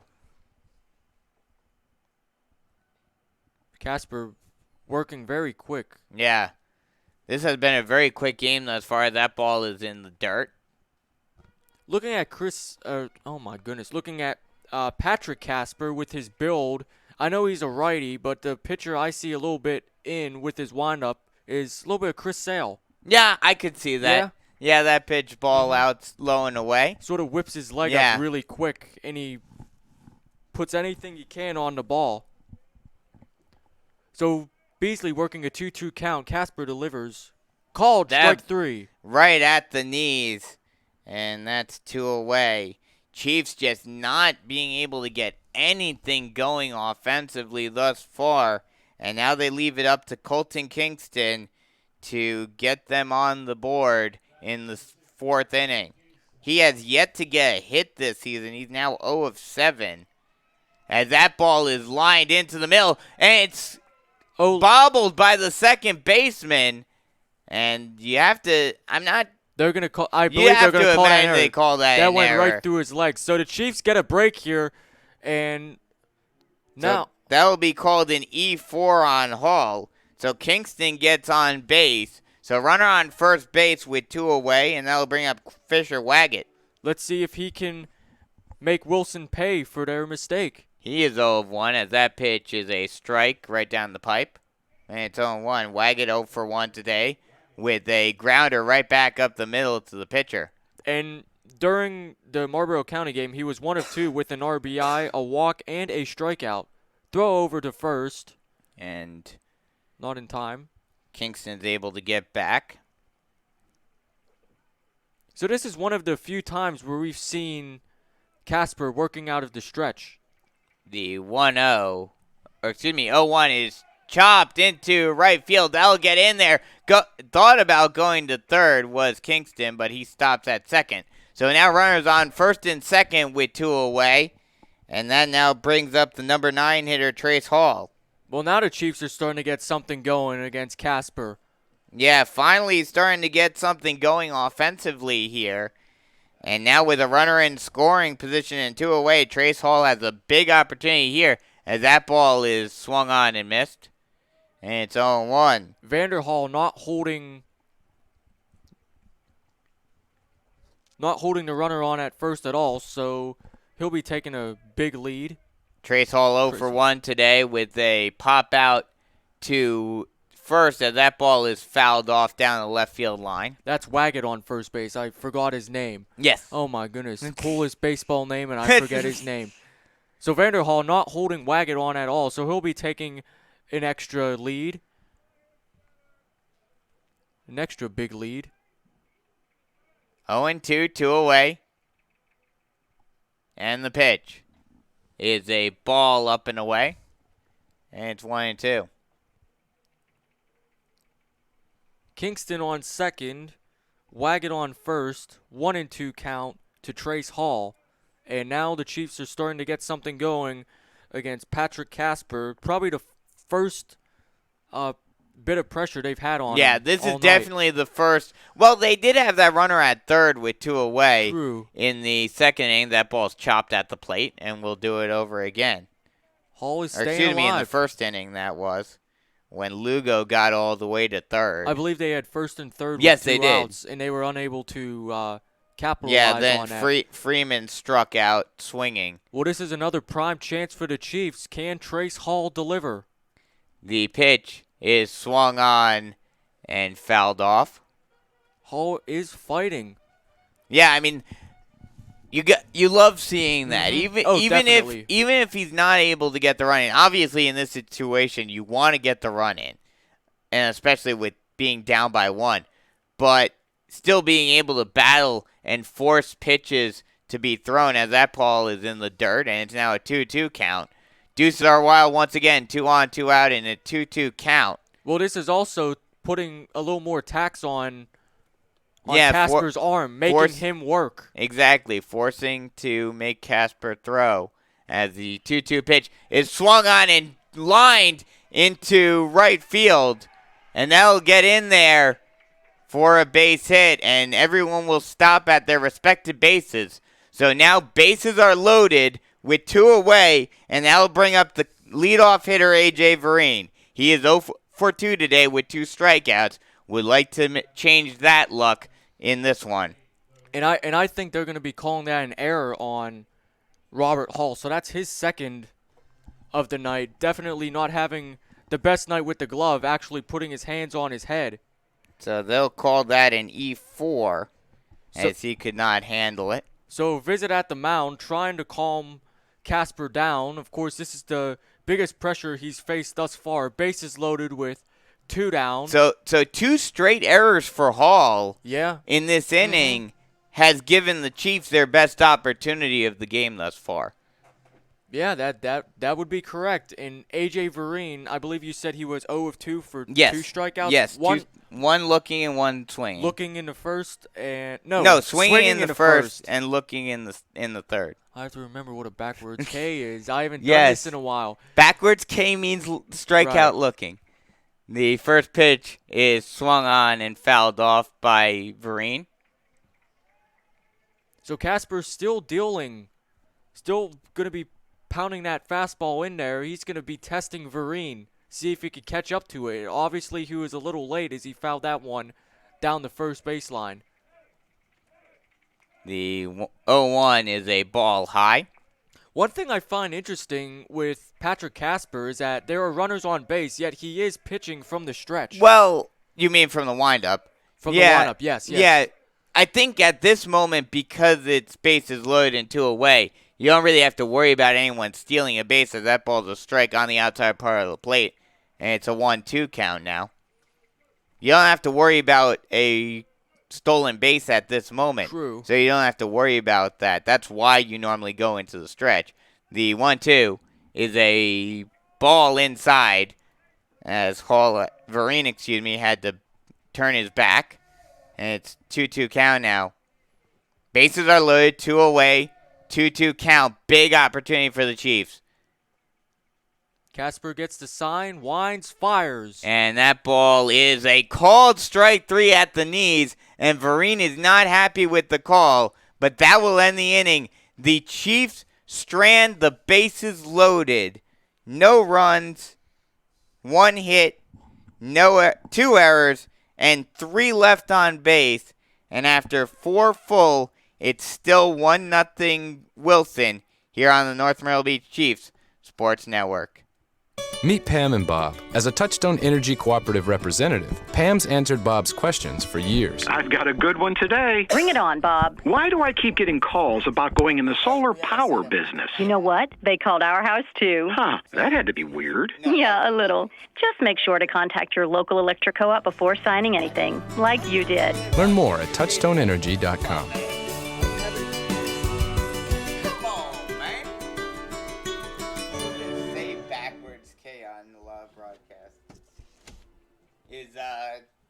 Is Thompson still out there? Yeah, he's coming back out.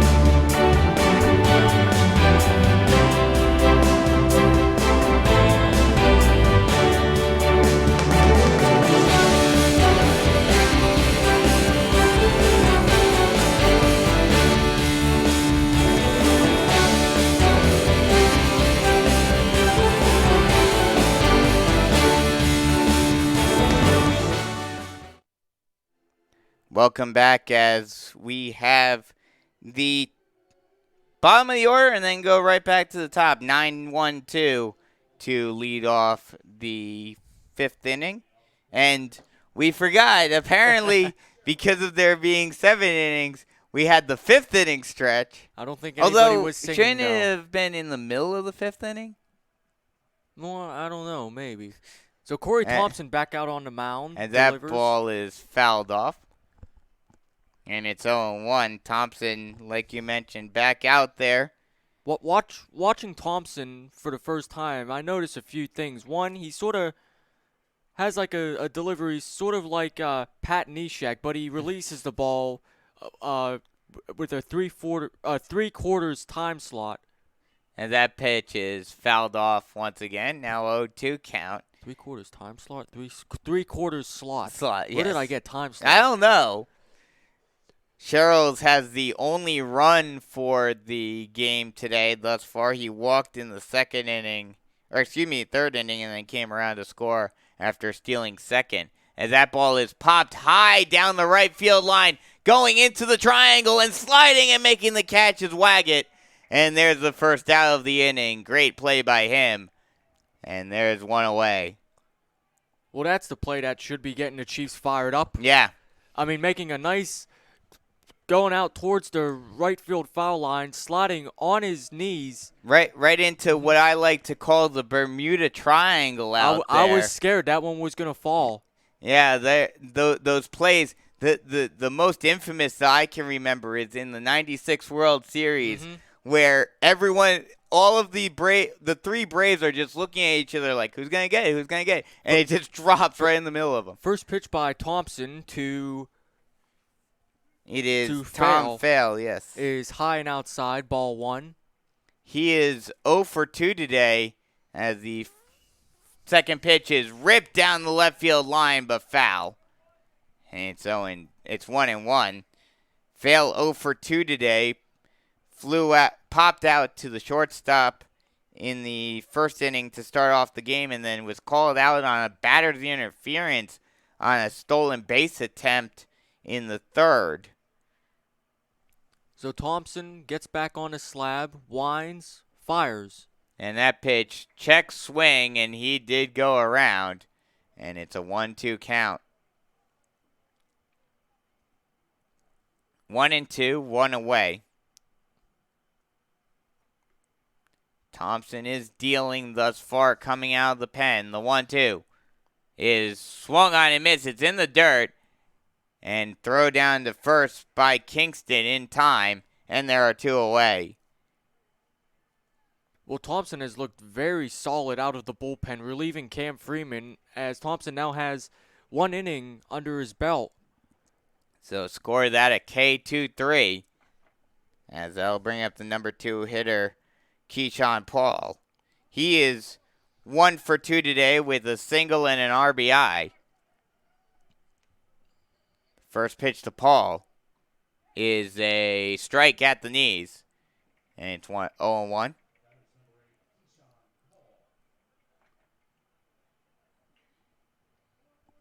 This game, both teams working very methodically. Taking their time. But at a fairly quick pace at the same time, as that ball is chopped over into the shortstop, thrown on to first in time by Lugo for the final out of the inning. So no runs, no hits, no errors, and no one left on base. After 4.5, it is a 1-0 ball game here on the North Myrtle Beach Chiefs Sports Network. I get my power from my co-op so I can put my energy into my family. Into waking up the neighborhood. Latte for Christine. I get my power from the co-op, so I can put my energy into planting seeds for a brighter future. Touchstone Energy Cooperatives power to your community for your community, so your energy can go into the things that matter most to you. My '69 Camaro. Who powers you? Touchstone Energy Cooperatives, your source of power and information.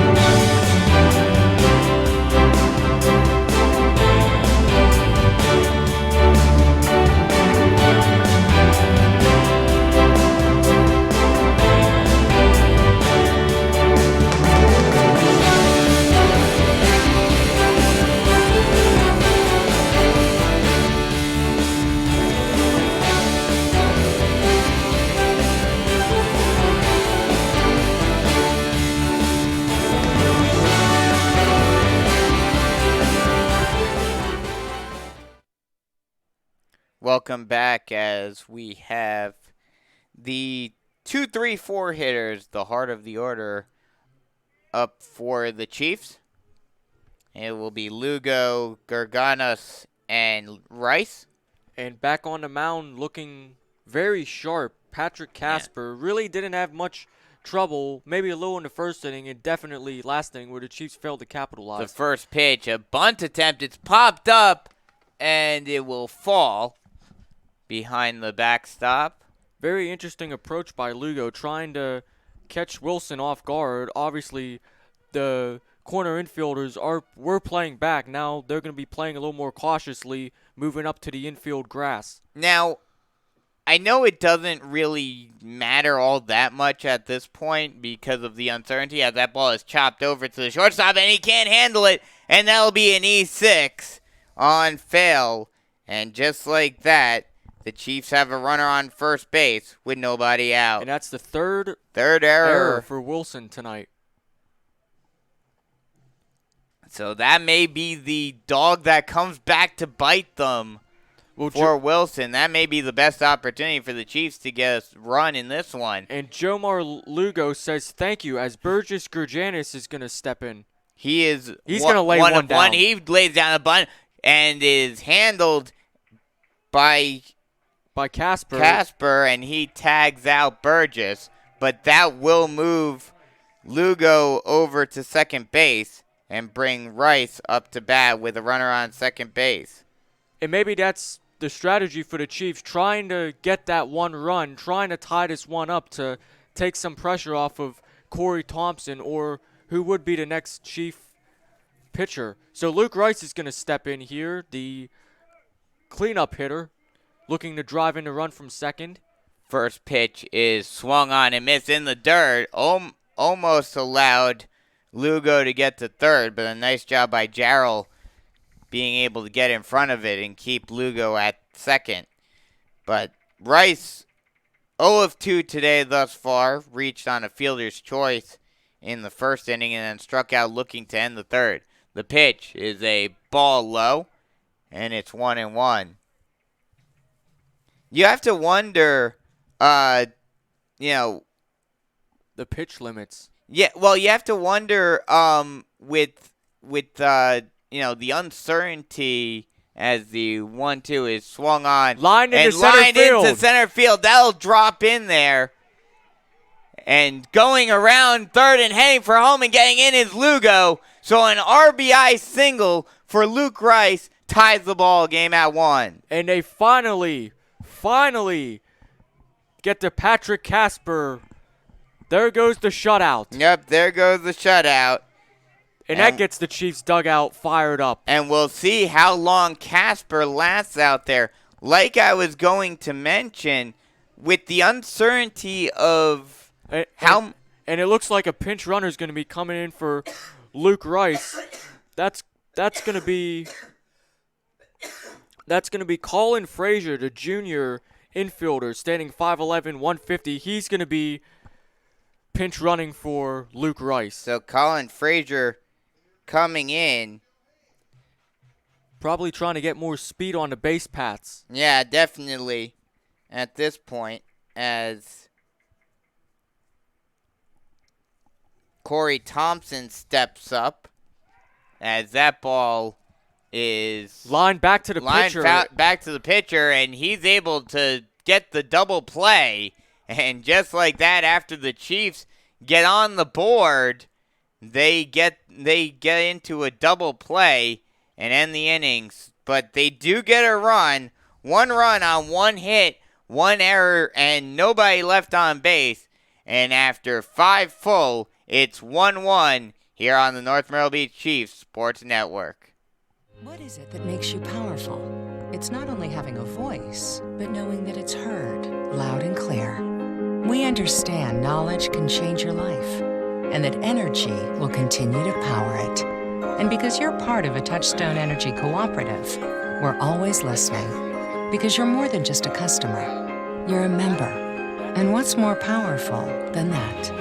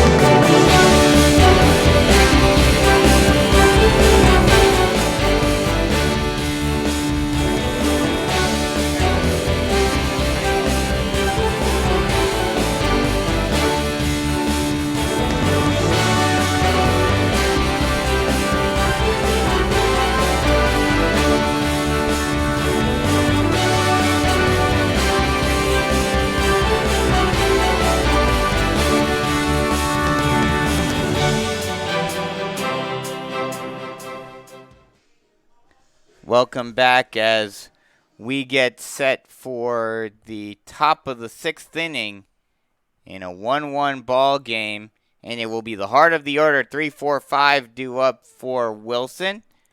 And like I was trying to say before, the inning just went so fast. Oh, yeah. You have to wonder how much time is left for Casper because, yes, the uncertainty, the unknown of how much longer they're going to be playing, as the first pitch is a ball low in the dirt to Jarrell, who is 0 for 2 today. He has ended both the first and third innings. But you have to wonder how many more pitches he has left. The maximum for a 15 to 16-year-old is 95 pitches. So I don't know what grade he's in. And 17 and 18 is 105 per day or in a game. So, and then depending upon how many pitches you throw determines how many days you have to rest, as that pitch is a ball low, and it's a 2-0 count now. Well, what's very interesting, Luke Rice was pinch ran for Colin Fisher. However, he is back in the game at first base. Yeah, so Colin Frazier. Yeah, in high school you can pinch run and still stay in the game, as that pitch is a called strike, and it's 2-1. Well, Thompson definitely pitching with more ease, knowing that this game is tied. Yeah. At least he's not pitching with a deficit. As the 2-1 is swung on and fouled off down the left field line. And it's 2-2.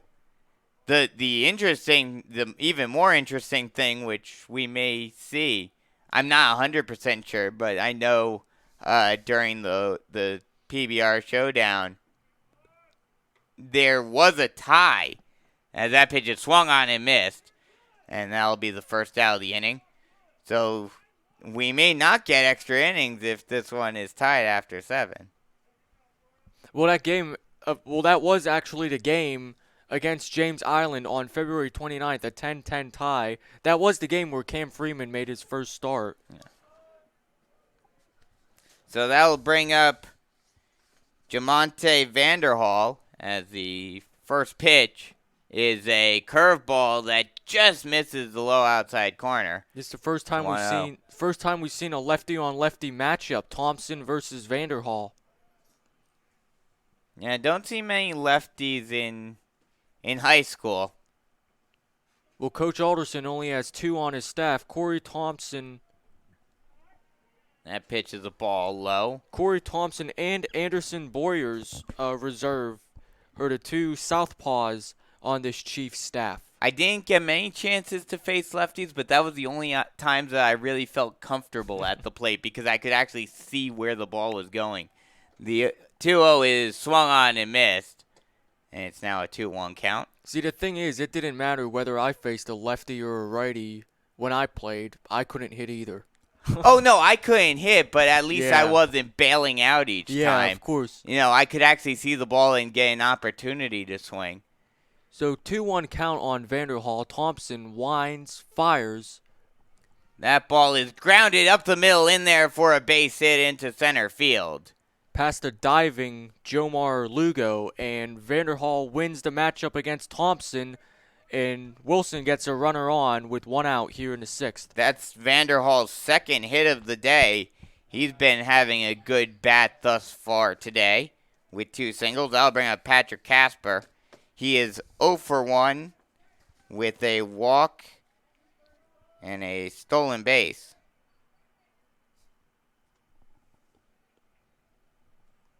Well, Vanderhall not a threat to run. Of course, Thompson can just look over at first base without looking over his shoulder. The pitch is outside, 1-0.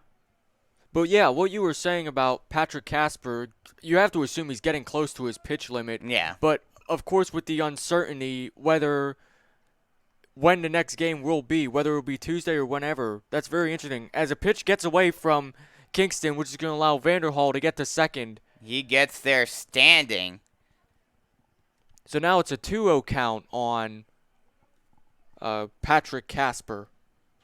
So now runner on second with 1 away, and Wilson has the opportunity to get their lead right back after the Chiefs tied it up in the last half inning. And the Chiefs infielders, Fisher Waggett is shifted much closer towards second base. Luke Rice, of course, very close to first, leaving a huge hole. Yeah, a huge hole on the right side of that ball is swung on and missed. Went down the one knee a la Carlos Gomez. But yeah, like you mentioned, a huge hole on the right side of the infield. And Lugo is shading over to his right. So a hole in the middle of the infield as well. And that pitch is swung on and chopped up the middle. And grabbed on, thrown on to first in time. And that's the second out of the inning. Well, good job by Thompson to snag that one and make a nice solid throw over to Luke Rice at first base. And he did the right thing. He That's looked right. over at the runner at second, looked at Vanderhall, and made sure he wasn't going anywhere before throwing it to first. And Casper ripped his helmet off after crossing first base, saying, "What do I have to do?" So, that was the hardest hit ball I've probably ever hit. So runner on second, 2 away. The first pitch is not coming this time from Casper or by Thompson as he steps off. Robert Hall now at the plate. He has not had an official at bat yet. He's gotten on base both of his play appearances. First time with a walk, and the second time with a hit by a pitch. As that pitch is a ball just low, and it's 1-0. Vanderhall on second, not a threat to run, and I don't think he'll be trying to steal third base with this a tie game. Yeah, I mean, especially with 2 away, that's one thing managers always say. You don't want to make the first or final out either at first or third, as that pitch is a ball low and it's a 2-0 count now. I've seen many times where players would be hitting balls into the corners and they'd be rounding second going for third, and then they'd be getting thrown out by 5 feet. And that'd be the last out, a total no-no in baseball. Exactly. So Thompson looks in, gets the sign from Kingston, checks Vanderhall at second, delivers. And that ball is fouled off to the backstop. Fouled off the brick, and that one ricocheted right back out to Thompson. 2-1, 2 away.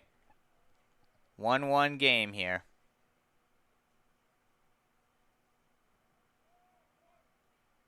Grinding his feet into the dirt in front of the slab. Thompson sets. He's got the sign he likes, checks Vanderhall. Here comes the pitch. And that ball is swung on and missed. And it's now a 2-2 count. And once again, his hat flew off, throwing everything he has. He's throwing with gas today. So this will be a major out Thompson could get here if he can hold the runner at second base. And you have to wonder how much that unknown does play a factor into this game as Thompson decides to step off. You have to wonder how much the uncertainty of, will I ever get to play this season again, has to play into these players' minds today and saying, I'm going to give it my all in this one. And that pitch is popped out. Oh, no, swung on and missed. Strike 3. Sort of a half-hearted swing there by Robert Hall, and Corey Thompson let out a major yell, ripped his hat off. He's pumped up, getting a big strikeout, and to hold Vanderhall at second. So it's a 1-1 game through 5.5. So no runs on 1 hit, no errors, and 1 left on base. After 5.5, it's still a 1-1 ball game here on the North Myrtle Beach Chiefs Sports Network. What is it that makes you powerful? It's not only having a voice, but knowing that it's heard, loud and clear. We understand knowledge can change your life, and that energy will continue to power it. And because you're part of a Touchstone Energy Cooperative, we're always listening. Because you're more than just a customer, you're a member. And what's more powerful than that?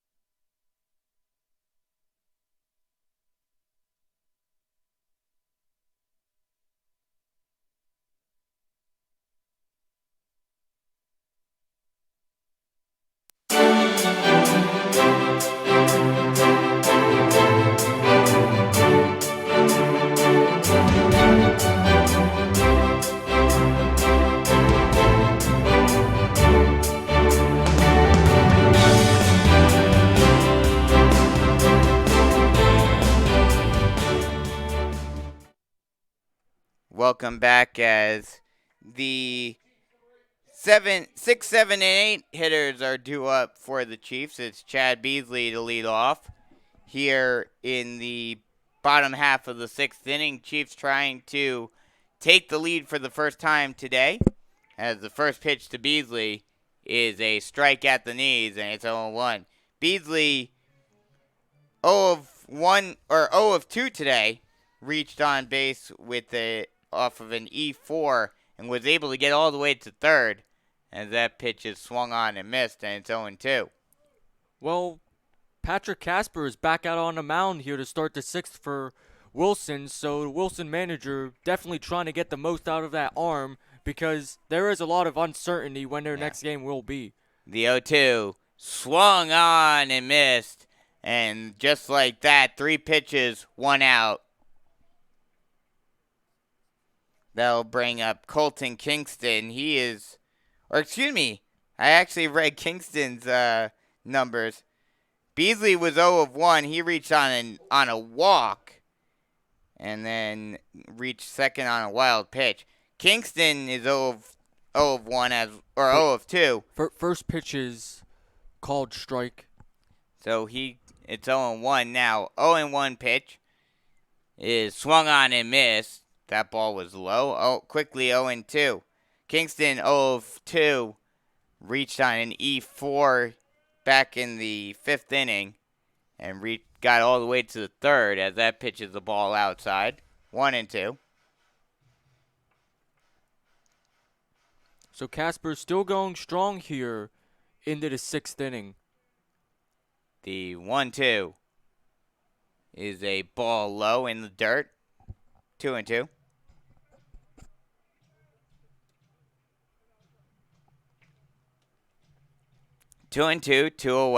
One away, excuse me. The Wilson outfield is shifting left for the righty hitting Colton Kingston, as the pitch is swung on and fouled off.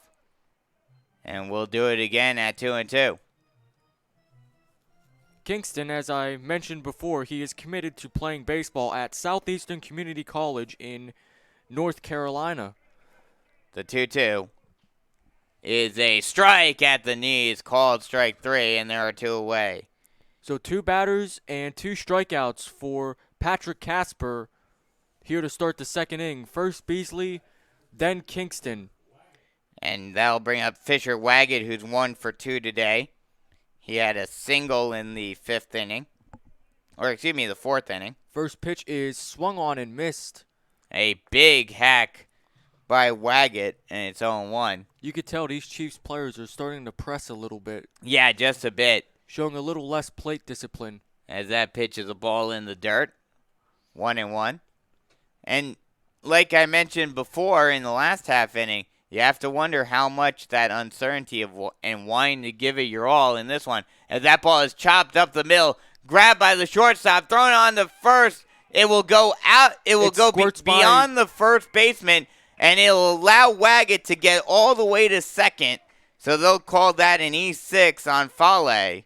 I believe that's 2 errors on both the shortstop and the second baseman, Fale and Hall. So the Wilson middle infield definitely having some troubles with the glove tonight, and it's going to... it cost them already once because Lugo came in. It was technically an unearned run because he reached on the error, and that pitch is a ball just inside. It's 1-0 now. So Waggett is on second thanks to the errant throw by Fale. Yeah. And that pitch is a ball inside. 2-0 now. Looks like Billy Barlow is in the on-deck circle for the Chiefs, looking to pinch hit should the Chiefs have another batter. So he may be pinch hitting for Vereen, as now the manager for Wilson comes out to have a talk with Casper. Looks like they'll just try to we'll see if they just try to calm him down or they decide to bring him out. Because like I mentioned before, you got to imagine his pitch count is getting up there. Oh, definitely. And we don't know his age because they never supplied A what roster class, or what anything, class they yeah. are in. Yeah. So they are going to keep him in. Mm-hmm. So Hall kind of giving Casper a little look as he goes back to the plate. He has a 2-0 count, a good hitter's count. Waggett on second. Hall looking to give the Chiefs their first lead of the night if he can deliver. Casper pitching from the stretch has his sign. Pitch is a ball. Strike. Oh no, it's Strike. called. Okay, strike called on the inner part of the plate, and it's a 2-1 count now. Casper gets set and deals. Swung on and fouled off, and it'll be a 2-2 count. Well, Casper pitching with a lot more intensity. Seemed like he was a little shaken up after that errant throw. Yeah, he certainly hasn't been helped by his defense today thus far, with the Tigers having 4 errors thus far. 2-2 delivers. And that pitch, ball outside, and it's now a full count. 3-2, 2 away, runner on second base. Big opportunity for the Chiefs to take the lead for the first time today. 1-1 game, 6th inning. And the Chiefs dugout is chanting something. I can't tell, not really audible, but they're trying to get under Casper's skin. The pitch is a ball, gets past the catcher, and that'll allow the runner to get over to third. It is a walk. Whoa, look. As Hall's he goes all second. the way to second. And the Tigers just fell asleep on that one, allowing Hall to get all the way to second. So it will be a walk, but the wild pitch will allow Hall to get to second and will allow Waggett to get all the way to third. And Hall struck out on that pitch, but he was running hard down the first, knowing that the Wilson catcher was having trouble coming off with that ball. A nice job by the Chiefs first base coach pointing and saying, go, go, go. And now, like you mentioned, Billy Barlow comes up to pinch hit for Vereen. The first pitch to Barlow is a strike at the knees. Well, Barlow was 0-1. Well, Barlow was a hero on a mound against Marlboro County. Maybe he could be a hero with the bat. Yeah, he's trying to be a hero with the bat right here as the 0-1 pitch is swung on and fouled off. We has a prime opportunity to deliver. 2 runners in scoring position. Hall on second. Hall on second. Waggett at third. Second and third, 2 away. The pitch. Called strike 3. Breaking ball. That's a called strike 3. And Wilson gets out of the jam. So no runs on no hits, 1 error, and 2 left on base. And after 6 full, it is still a 1-1 ball game here on the North Myrtle Beach Chiefs Sports Network. What is it that makes you powerful? It's not only having a voice, but knowing that it's heard loud and clear. We understand knowledge can change your life, and that energy will continue to power it. And because you're part of a Touchstone Energy Cooperative, we're always listening. Because you're more than just a customer, you're a member. And what's more powerful than that?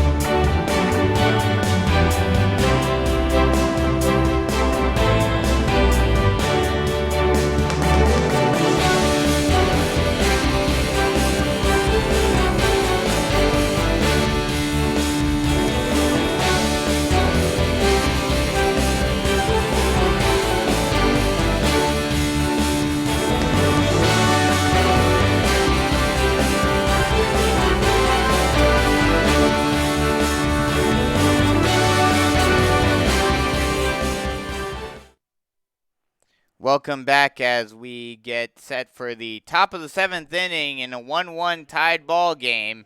And the bottom of the order, 7, 8, 9, is due up for Wilson. It will be Hakeem Kane to lead off for the Tigers. And Corey Thompson is back out on the mound, so Coach Alderson definitely looking for some long. As that first pitch. Looking for some stability out of that bullpen, providing some innings for a Chiefs team that needs it after Freeman's early exit. First pitch is a called strike at the knees, and it's 0-1. The 0-1 pitch is fouled off, and it's quickly 0-2. Well, Thompson is still attacking, going 2 fastballs to start off. And I believe you found out that we do go into extras? That is true. So this could be an extended game, and I think with all of the things that have been happening over the last couple of days, as that curveball misses way outside, and it's 1-2.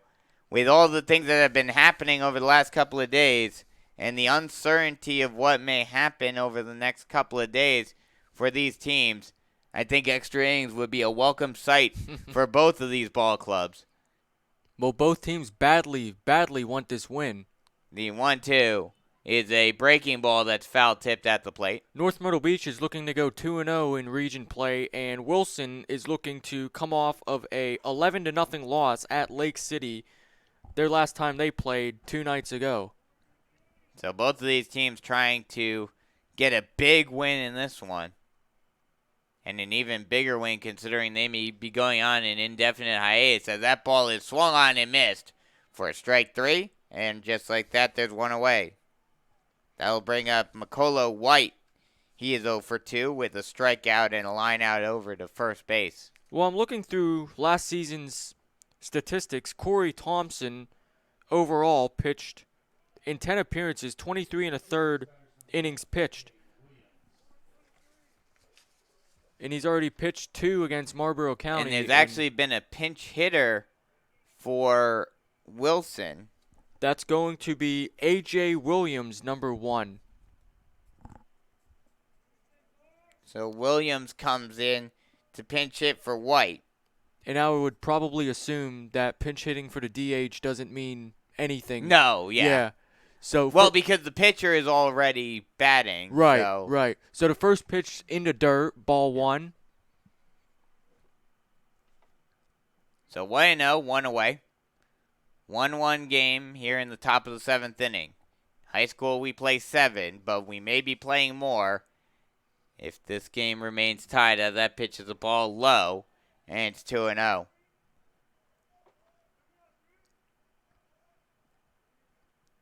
A.J. Williams coming off the bench to pinch hit, looking to get something going here with 1 out in the 7th against Corey Thompson.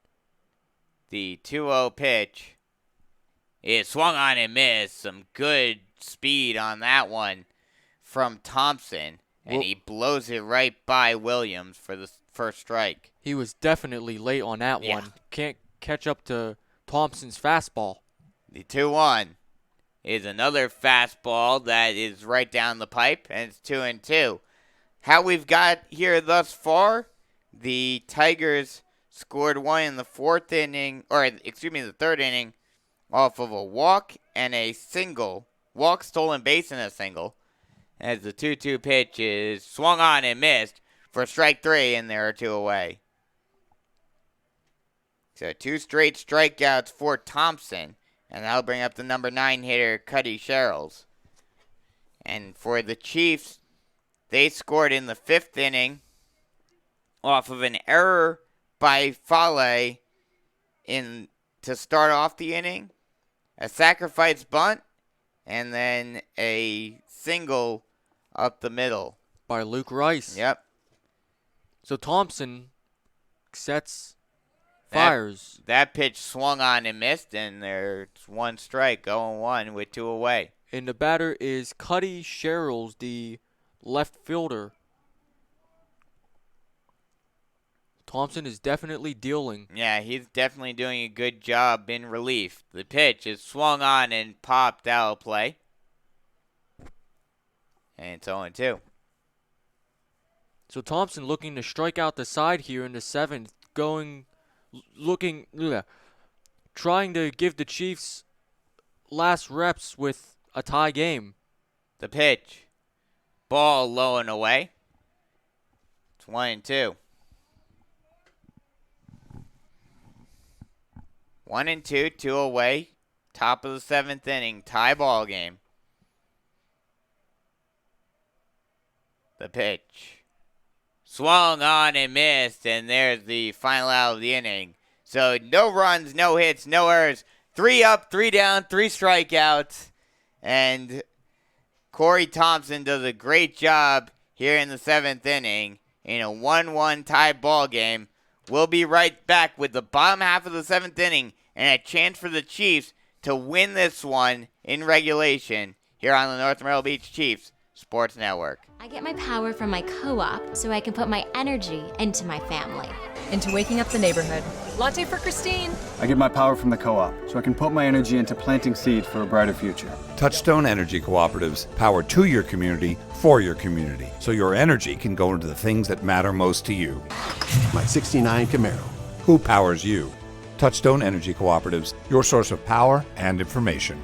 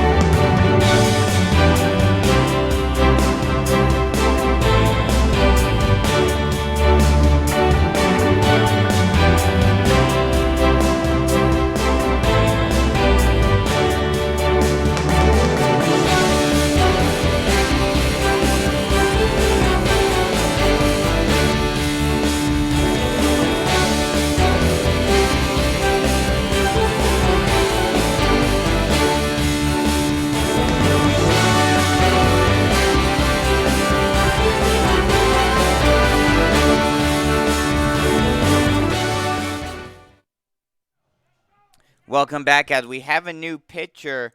Mikhail White has moved into the pitcher's slot. So you have to imagine, does that mean that he moves into the 6 hole or into the 5 hole in the lineup? Yeah.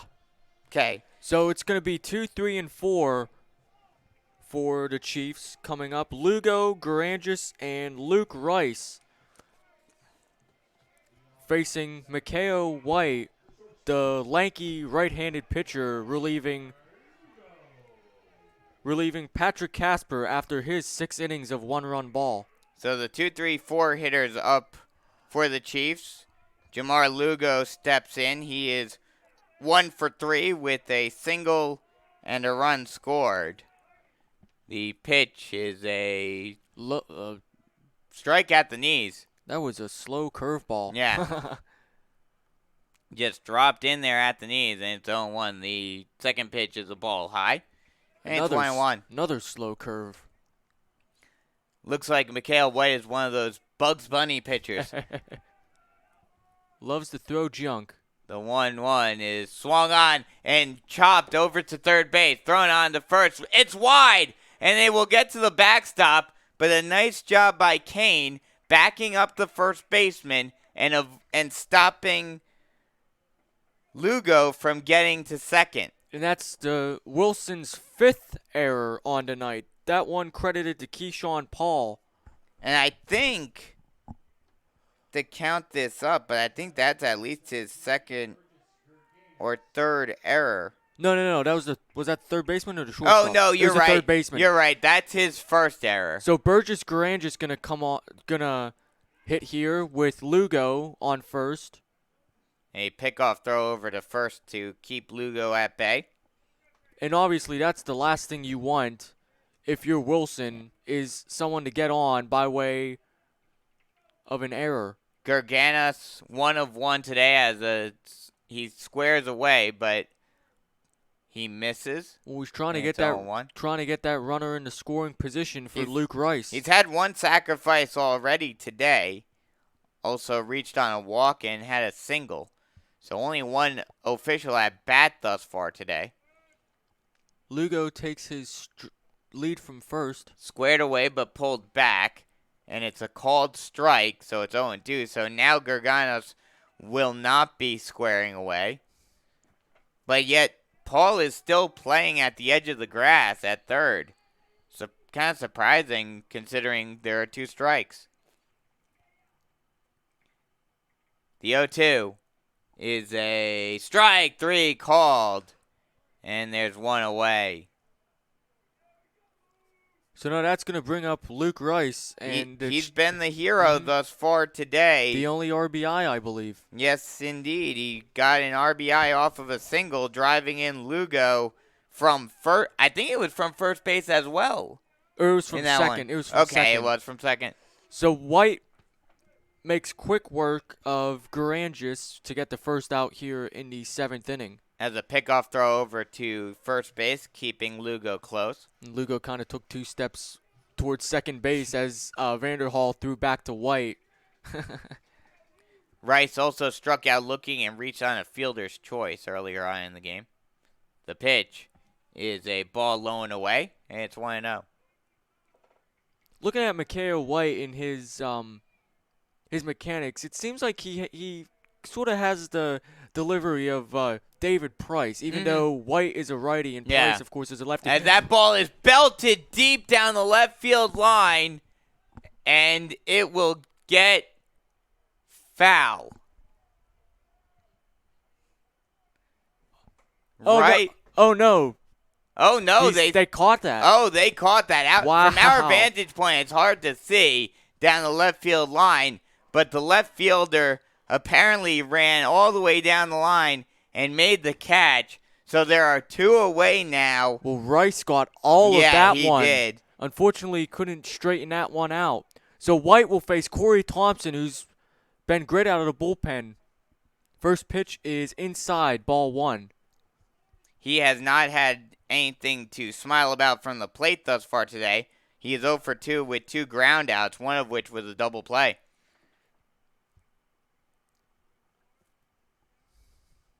As the 0-1 is swung on and missed, and a 1-0 pitch was swung on and missed, so it's 1-1.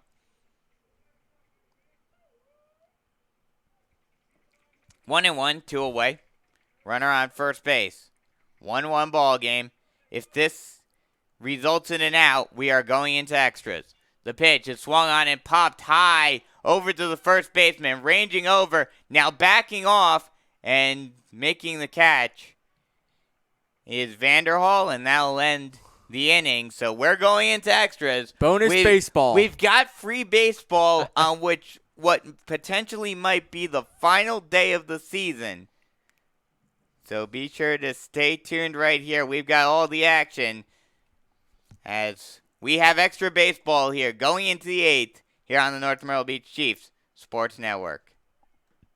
Meet Pam and Bob. As a Touchstone Energy Cooperative representative, Pam's answered Bob's questions for years. I've got a good one today. Bring it on, Bob. Why do I keep getting calls about going in the solar power business? You know what? They called our house, too. Huh, that had to be weird. Yeah, a little. Just make sure to contact your local electric co-op before signing anything, like you did. Learn more at touchstoneenergy.com.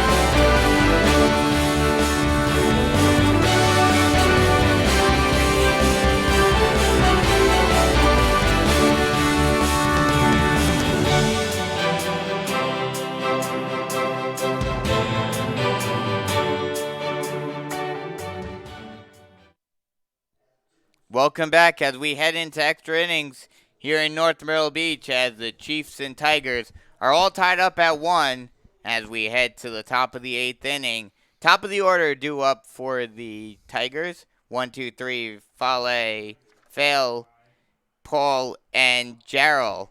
And Corey Thompson is back out, still pitching out of the bullpen for the Chiefs. 3 1/3 innings of shutout ball thus far. He has been in command. The first pitch to Fail is a ball up and in, and it's 1-0.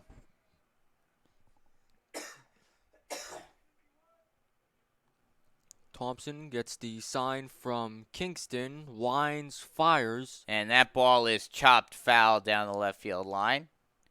0-2. Or excuse me, 1-1.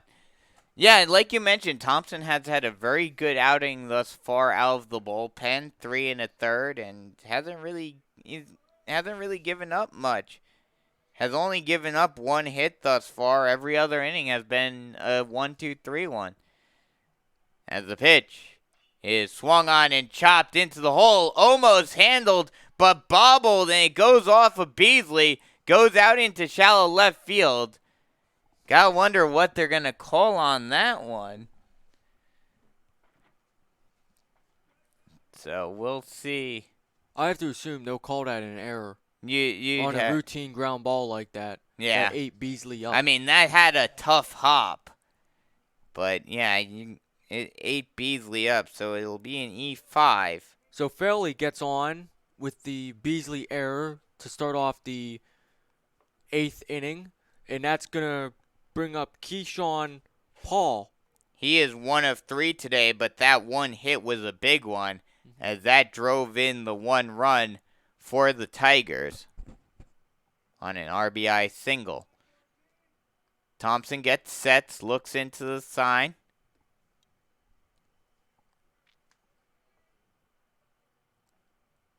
Long look in, now gets set. And pickoff throw. Slight hesitation, pickoff throw. Not quite Andy Pettit-esque. Well, Thompson realizes that the go-ahead run is on first base, and he cannot afford to let him score. Exactly. Or let him get into scoring position. Course. The pitch. It bunt, and it will get bunted foul. And it's 0-1. Well, the thing we saw first with Cam Freeman and now, right now, with Corey Thompson is that the Chiefs pitchers tonight have been very cautious of the runners on the base paths. Make sure they're keeping them in check. Thompson gets the sign, looks over, fires. The 0-1 pitch is a ball. Called strike. He pulled back, and it was a called strike, so an 0-2 count now. 0-2, nobody out. You could expect Paul to be swinging away here. Yeah, definitely. The 0-2 is high. A ball high. 1-2. Looked like he might have been squaring around at first and then decided to pull back. He may have taken his bat off the shoulder like an inch or two. But I did see some movement, but not enough to be called a strike. Yeah. Not even close. 1-2 count here. Thompson gets the sign. Checks the runner at first. Fires. That ball is chopped down the line. It will stay fair. Long throw, and it will be not in time. And it'll go past the first baseman Rice, and that'll allow the runner to get all the way over to third. So now runners at the corners with nobody out. Big opportunity for Wilson to regain the lead. And once again, Beasley came up with the grounder, but he could not make a good throw over to Luke Rice at first. And Luke Rice is a very big target. To be fair to Beasley on that one, that was a tough play. I agree. That was right up against the line. That ball bounced right over the third base bag. And Beasley had to throw it cross diamond over to Rice. And just could not. It was not accurate with the throw. But do you feel like he should have hung on to that one? Because Paul was flying down the line. Yeah, I think he probably should have. So Thompson in trouble for the first time tonight. Runners at the corners. Still nobody out here in the 8th. Wilson looking to do something. Squeeze bunt. And they will not get him. All base runners are safe. The suicide squeeze not only works, but it's not even a suicide squeeze, as he's able to get on base with the attempted sacrifice bunt, but it ends up being a single. And that's a gutsy move by the Wilson manager. That took a lot of guts, and it pays off. So Wilson retakes the lead. It's now 2-1. Runners on first and second. The Chiefs still have yet to record an out here. That suicide squeeze attempt paid off big time for the Tigers. And now it's Jamonte Vanderhall, the big first baseman, cleanup hitter for Wilson. 2 hits today. Yeah, he's had a good day today. He's hitting 2 of 3 in this one thus far with 2 singles. The first pitch to Vanderhall is swung on and chopped up the middle into right field for a base hit. Rounding third and heading for home and getting in safely is Paul. And on the throw home, Vanderhall doing the smart thing, baseball IQ, going to second on the throw. And Jarrell went all the way to third. So now runners at second and third with still nobody out. Another run scores. It's a 3-1 ball game here. Wilson in the lead. And you have to assume if Corey Thompson is starting to tire. So Casper did a fine job on the mound today, looking to do something with the bat. Casper comes up now. The first pitch to Casper is over the head of Casper. But a nice job by Kingston stopping it and avoiding either runners from advancing. That one just slipped out of Thompson's hand. So 1-0 count here, 3-1. Wilson leads here in the 8th inning. Chiefs definitely need an out here. Potentially trying to play at the plate, trying to minimize the deficit. The pitch is fouled off. And it's now a 1-1 count. Still nobody out. And Wilson has taken a 3-1 lead. And this is a huge opportunity with 2 runners in scoring position for the Tigers here in extra innings to basically put this one out of reach for the Chiefs. The pitch swung on and missed. Swung on and fouled off. And it's 1-2. So Patrick Casper with a 1-2 count, looking to extend his lead here. 2 runners in scoring position. Vanderhall on second and Jarrell on. That ball is chopped down the first base line, but it will roll foul. So Casper is still fighting here. Yeah. Still battling, still trying to keep this at-bat alive. And we can't see, our view of the Chiefs' bullpen is obstructed, but you have to assume someone has to be getting warm. Yeah, after it seemed like Thompson was having such a great game, he's completely come unraveled in this inning thus far. The pitch is a ball low, and it's now a 2-2 count. You know who I think might be a wild card coming out of the Chiefs' bullpen, considering the circumstances? Billy Barlow. Only thing about that, I don't know, was there a pitch count number for his game on, as that ball is blooped into shallow right field, it will drop in. 1 run will score, and the other run will hold up at third. So an RBI bloop single for Patrick Casper gives Wilson a 4-1 lead. But like I was saying, depending upon what his pitch count was on Tuesday, he may not be eligible. That is true. That is very true. But he has had a few days of rest. Well, but still, Right. like if you pitch a certain amount of pitches, you have to rest a certain amount of days. So Robert Hall stepping in. As they steal, and he will get in safely, Will Casper. Wow, Casper just took off. Yeah, did Thompson even throw the ball? He caught Thompson. Yeah. Thompson fell asleep. So now it's 2 runners in scoring position once again for Hall. And things are starting to unravel for the Chiefs. The pitch is swung on and missed. Strike 1. 0-1, nobody out still. Infield playing in for the Chiefs. Trying to see if they can cut a run down at the plate. But he's not forced to go. The runner's on second and third. The pitch, high heat, swung on and missed. 0-2. And the Chiefs desperately need an out here to stop this bleeding, or at least to stop this rally. Absolutely. A strikeout would be huge right here for the Chiefs. The 0-2 swung on and chopped at the plate. And we'll do it all over again. And the thing is, with these string of hits that Wilson has gotten, I mean, they had two base runners on for the 2 errors by Chad Beasley and the 2 bloop singles. So it's not like they're hitting Corey Thompson hard at all. They're just getting a lot of bloop hits and just getting a lot of lucky breaks. Taking advantage of the errors. The pitch is swung on and chopped up the middle through the gap. And that was a fly ball.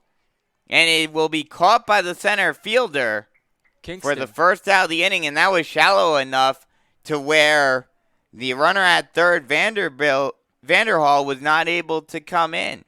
So the Chiefs get their first out of the inning, desperately needed. So a lucky break for the Chiefs with that shallow fly ball that Kingston was able to come in underneath and make the catch. And now it's Hakeem Kane, the right fielder, stepping in, the right-handed hitter. He has not had a good day at the plate. He is 0 for 2 with 2 strikeouts. So he could potentially get the hat trick right here. And that would be a big blow for the Tigers, big boost for the Chiefs if they would be able to get Kane out without any run scoring either. A lucky play for the Chiefs right there with the lazy fly ball into shallow center field.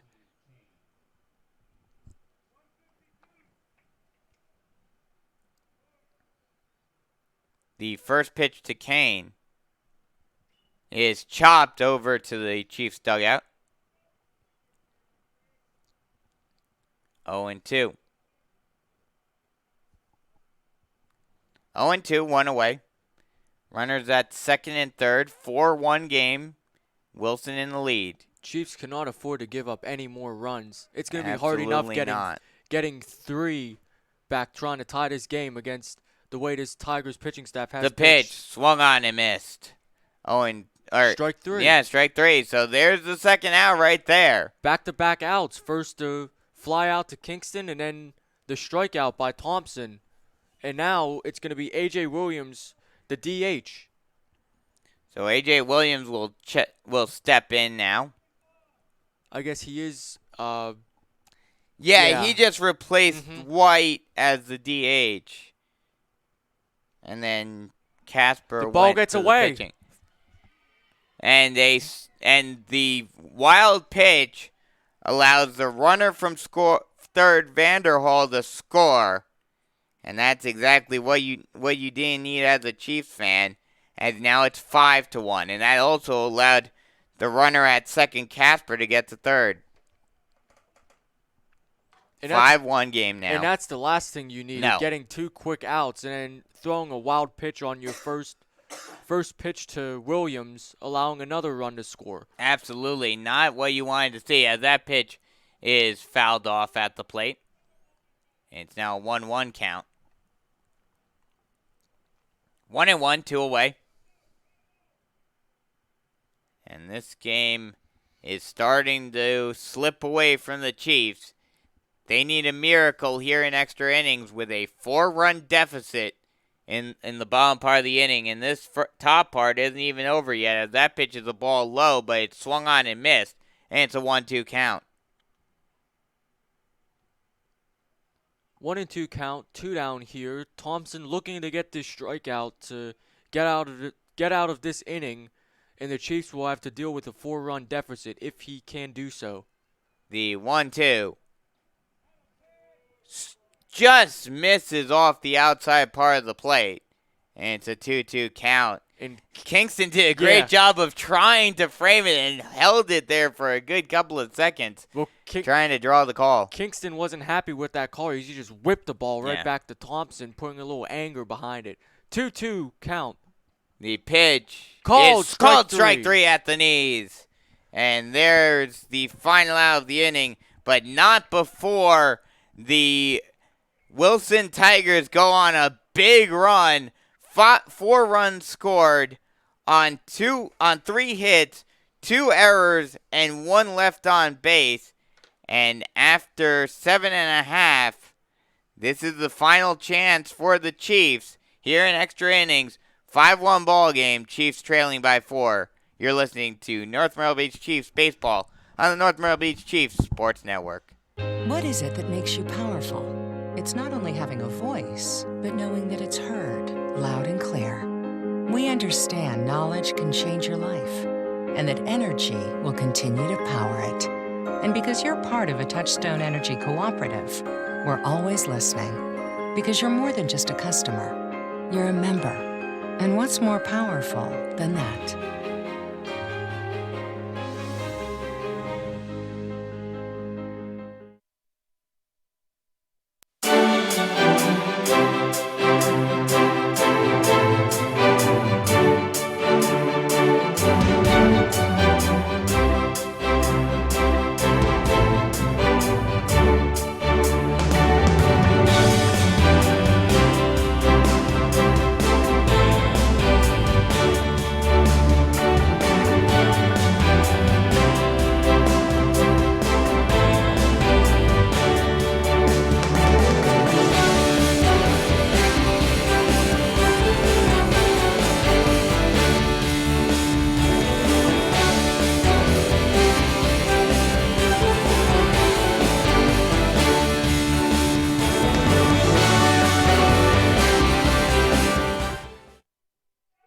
Welcome back, as I believe we might have a pitch hitter. Yes, we do. 13, Zach Nalon will be pinch hitting here to start off the bottom of the 8th against Mikhail White. As the first pitch is a ball low, and it's 1-0.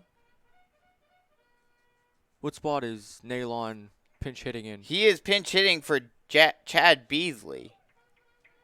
As that pitch is a strike, and it's 1-1. Nalon definitely wants to get something going for the Chiefs. As that pitch is a ball low, and it's a 2-1 count, as Wild works very quickly. The pitch swung on and missed, and it's a 2-2 count. Nalon's having a bit of a few issues trying to catch up to White's heat. Yeah. White, of course, trying to slam the door for Wilson, trying to give them the road victory here tonight. White line down the left field line, in there for a base hit. That'll go all the way to the wall, heading for second, and he will get there standing up. It's a leadoff double for Zach Nalon. And just like that, the Chiefs have a runner in scoring position with nobody out. Great start for Nalon coming off the bench. He was cold, didn't start, but he came up clutch. Yeah, I believe that's the first extra base hit of the game for either team. Yeah, that sounds about right. You would be correct. And it comes at a great time for Zach Nalon. Yeah, absolutely crucial time for the Chiefs, as they are down by 4 here in extra innings. As now Colton Kingston will step in. He is 0 for 3 today, reached on an error and got all the way to third, as he gets a big hack but misses, and it's 0-1. So Nalon, last season he played in a total of 6 games, did not have a hit, and he comes up clutch. The pitch is a ball outside, 1-1. Nalon battled some injuries last season as a junior. He realizes this is his last chance to make a difference as a senior, and he's off to a good start doing just that. The pitch swung on and missed. That ball actually tipped. It was fouled back. Yeah, it was tipped just barely, and it's a 1-2 count. That was some high heat that Kingston was just barely able to catch up to. White pitching out of the stretch. The pitch swung on and popped high into the center of the diamond, ranging over and making the catch of the shortstop fail. And there's the first out of the inning. That's it. That's not what you wanted to see. No. Right there as a Chiefs fan, and out without moving the runner up a base. And now that's going to bring up Fisher Waggett, the second baseman. Waggett is 1 for 3 today. Looking to come up clutch here. Reached on an error his last at-bat. Got all the way up to third, but was stranded there. White checks Nalon. Gets the sign, delivers. Way high on that one. And it's 1-0. 1-0, 1 away. 5-1 game. Wilson in the lead here in extra innings. The pitch. That ball up and away as well, and it's a 2-0 count. And now the catcher, Jarrell, will go out to talk with White. Probably got their signs mixed up. Yeah. I mean, it really shouldn't be much stress on Makeo. Oh, my goodness. Actually, yeah. That's Keyshawn Paul, actually. I had a Wow. feeling, yeah. We completely missed that. Oh, Keyshawn my Paul goodness. has come in to pitch. As that ball is driven out into left field. And that will get down. And that's going to move Nalon to third. And Waggett is going to get to first. So runners at the corners with 1 out here for the Chiefs. That'll bring up the number 9 hitter, Trace Hall. He's 0 for 2 today. Well, the Chiefs, they're still alive. They're still fighting. Oh, absolutely. Runners at the corner with just 1 away. As like we mentioned, Keyshawn Paul now pitching. That pitch low and away in the dirt. Nice job by Jarrell blocking that one. And that's going to allow Waggett to get to second base. Yeah, Waggett will take second on the wild pitch. So now it's runners in scoring position. Nalon on third. Waggett on second. 5-1 game here with 1 out. Trace Hall at the plate looking to cut into this deficit against. The pitch by Paul is swung on and chopped into the hole, in there into left field. 1 run will score. The runner will get over to third. So it's an RBI single for Trace Hall. And just like that, it's a 5-2 game.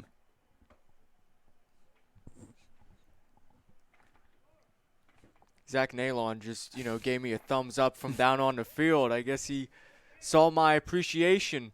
So now it's a 5-2 game here with the RBI single by Hall. Now that's going to bring up A.J. Vereen. So Vereen comes up to the plate now with runners at the corner and still only 1 away. The pitch is a strike at right down the plate. And it's 0-1. Keyshawn Paul looking to get out of this one. Vereen only a little hurt. Vereen has not had a good day at all as that pitch is swung on and missed, and it's 0-2. Vereen has had the infamous golden sombrero. I would assume 0 for 3 with 3 strikeouts? No, 0 for 4 with 4 strikeouts. Oh, jeez. So what if... I don't know what 0 for 5 with 5 strikeouts is. The pitch is a ball way away. That'll allow the runner to score from third. And just like that, it's a 5-3 game, and that'll allow the runner from first to get up to second. Fisher Waggett scores standing up 5-3 now. Chiefs are still fighting. Waggett scores. Trace Hall moves up to second. So now runner at second with one away. And Vereen needs a huge hit right here. 1-2 count on him. Paul delivers. If he gets a hit here as that ball is low and away, almost gets away from Jarrell again. But this time he's able to block it. If he's able to get a hit here and score the run and reduce his lead down to 1, that golden sombrero means nothing. Oh, most definitely. It only matters when you come up clutch. As that pitch is popped high down the right field line, ranging over and running out of room is Vanderhall. So we'll do it again at 2-2. Vereen is still fighting, still staying alive. Fighting off that outside pitch by Keyshawn Paul. Fighting it off into foul territory down the right field line. And Vanderhall was unable to come up with it. Yeah, just ran out of real estate down the right field line. Not much foul territory here. It's more warning track than anything. Yeah. As the pitch is a ball inside. Now count full. 3-2, 1 away. Runner at second. 5-3 game. And this is a major important pitch for Keyshawn Paul here. This is probably the pitch of the game. The payoff pitch is a ball low in the dirt, and it's a walk. That'll put runners at first and second, 1 away for Jomar Lugo. And Vereen is the tying run on first. Lugo represents the winning run. And it looks like there's going to be a pitching change here. Keyshawn Paul's night will be was done. Not very good at all. We'll run you down the stats of both White and Paul in just a bit when we get confirmation that Paul is getting pulled. Looks like they're talking to him, maybe not even pulling him. Well, they have the whole team around him, all the infielders. We'll run down the numbers. And he is going to stay in. Wow, I'm surprised by that. He probably has a short leash going forward, as it's going to be Jomar Lugo coming in. He represents the winning run. So Lugo will step into the plate as Paul will stay in. I mean, with how limited these rosters are, maybe it's that they don't really have any other pitchers that they can use today. And that pitch is a ball outside. 1-0. 1-0, 1 away. 5-3 ball game. Runners at the corner. Or, excuse me, runners at first and second for the Chiefs.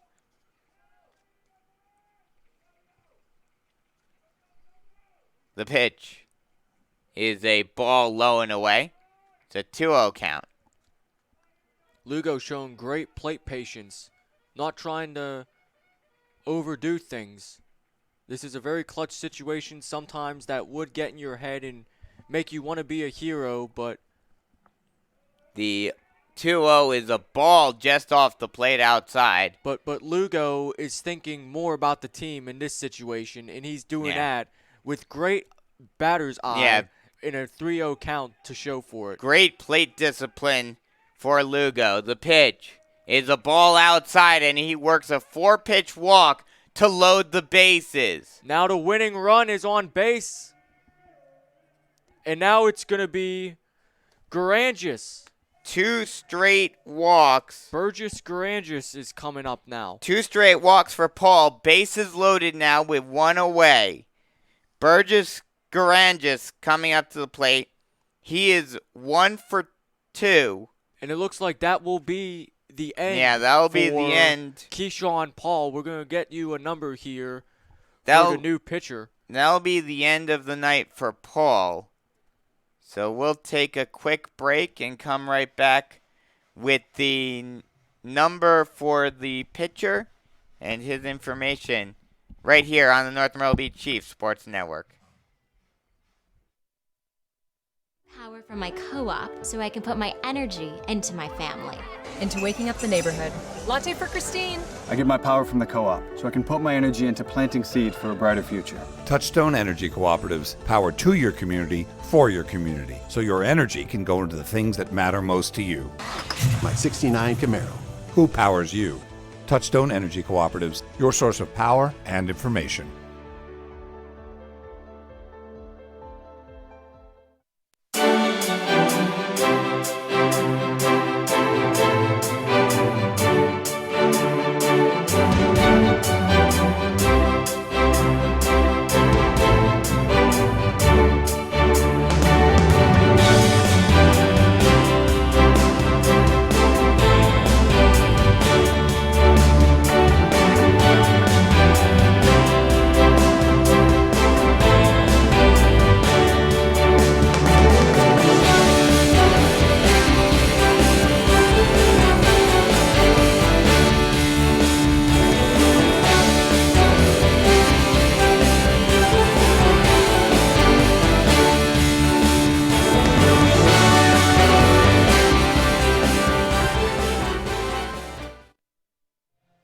Welcome back, as the original pitcher that we thought was going to start the game now tries to come in to finish the game for the Tigers, as Tom Fail comes in from shortstop to try to close the door in this one with the bases loaded and one away, with Burgess Gergana stepping to the plate. It looks like A.J. Williams has now entered the game at second base. So the pitch is a ball ball low. Strike. Or excuse me, it's a called strike at the knees. And a new player at shortstop. I'm trying to see. He's not going to be turning around at this moment, I could tell you that. The 0-1 is swung on and chopped over to the second baseman. He throws on the second for one. Will not throw on to first, though. So they'll get the 4-6 fielder's choice for the second out of the inning. But meanwhile, the Chiefs do score a run. So that makes it now 5-4. No, it's still 5-3. There was a runner at third, though. No, there's runners on, I want to say first and second. Not according to what I had. You serious? Yeah. Oh my goodness, I'm pretty sure it's 5-4 now. Scoreboard reads 5-3. The scoreboard is reading 5-3, but I'm pretty sure a run scored on that. So that was a 4-6 fielder's choice. So the last chance for the Chiefs is in the bat of Luke Rice. Yeah, Luke Rice, who got the first RBI of the game when he hit a single to drive in Lugo from second. It is a 5-3 game. First pitch low, called strike one. So Farrell, realizing the severity of this situation, he wants to get this team his win, and they could go back to Florence. The pitch is a ball outside, 1-1. See if he and the rest of the Tigers can take the 2.5-hour bus ride back to Florence happy. And it looks like there's going to be a pinch runner.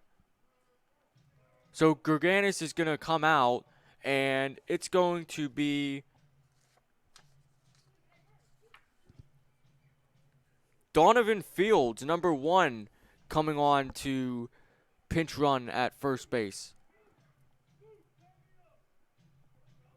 1-1 count on Luke Rice as Tom Farrell gets back on the slab. Now he steps off once again.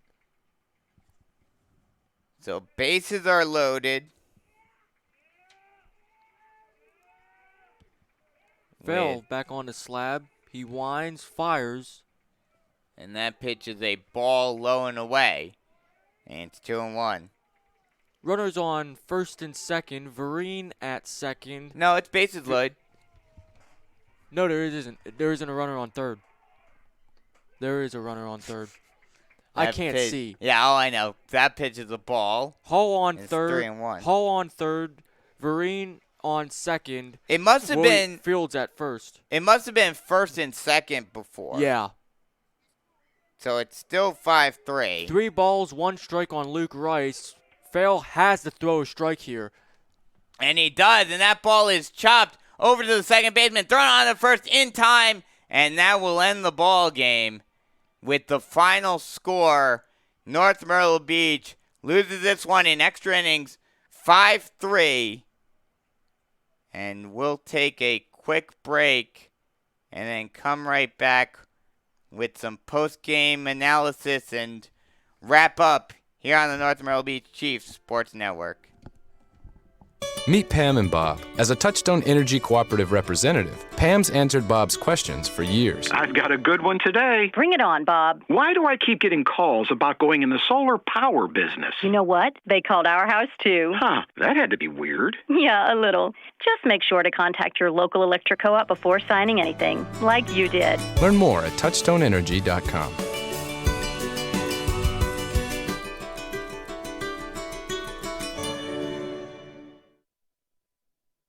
Welcome back as the North Myrtle Beach Chiefs lose a tough one in extra innings, losing 5-3.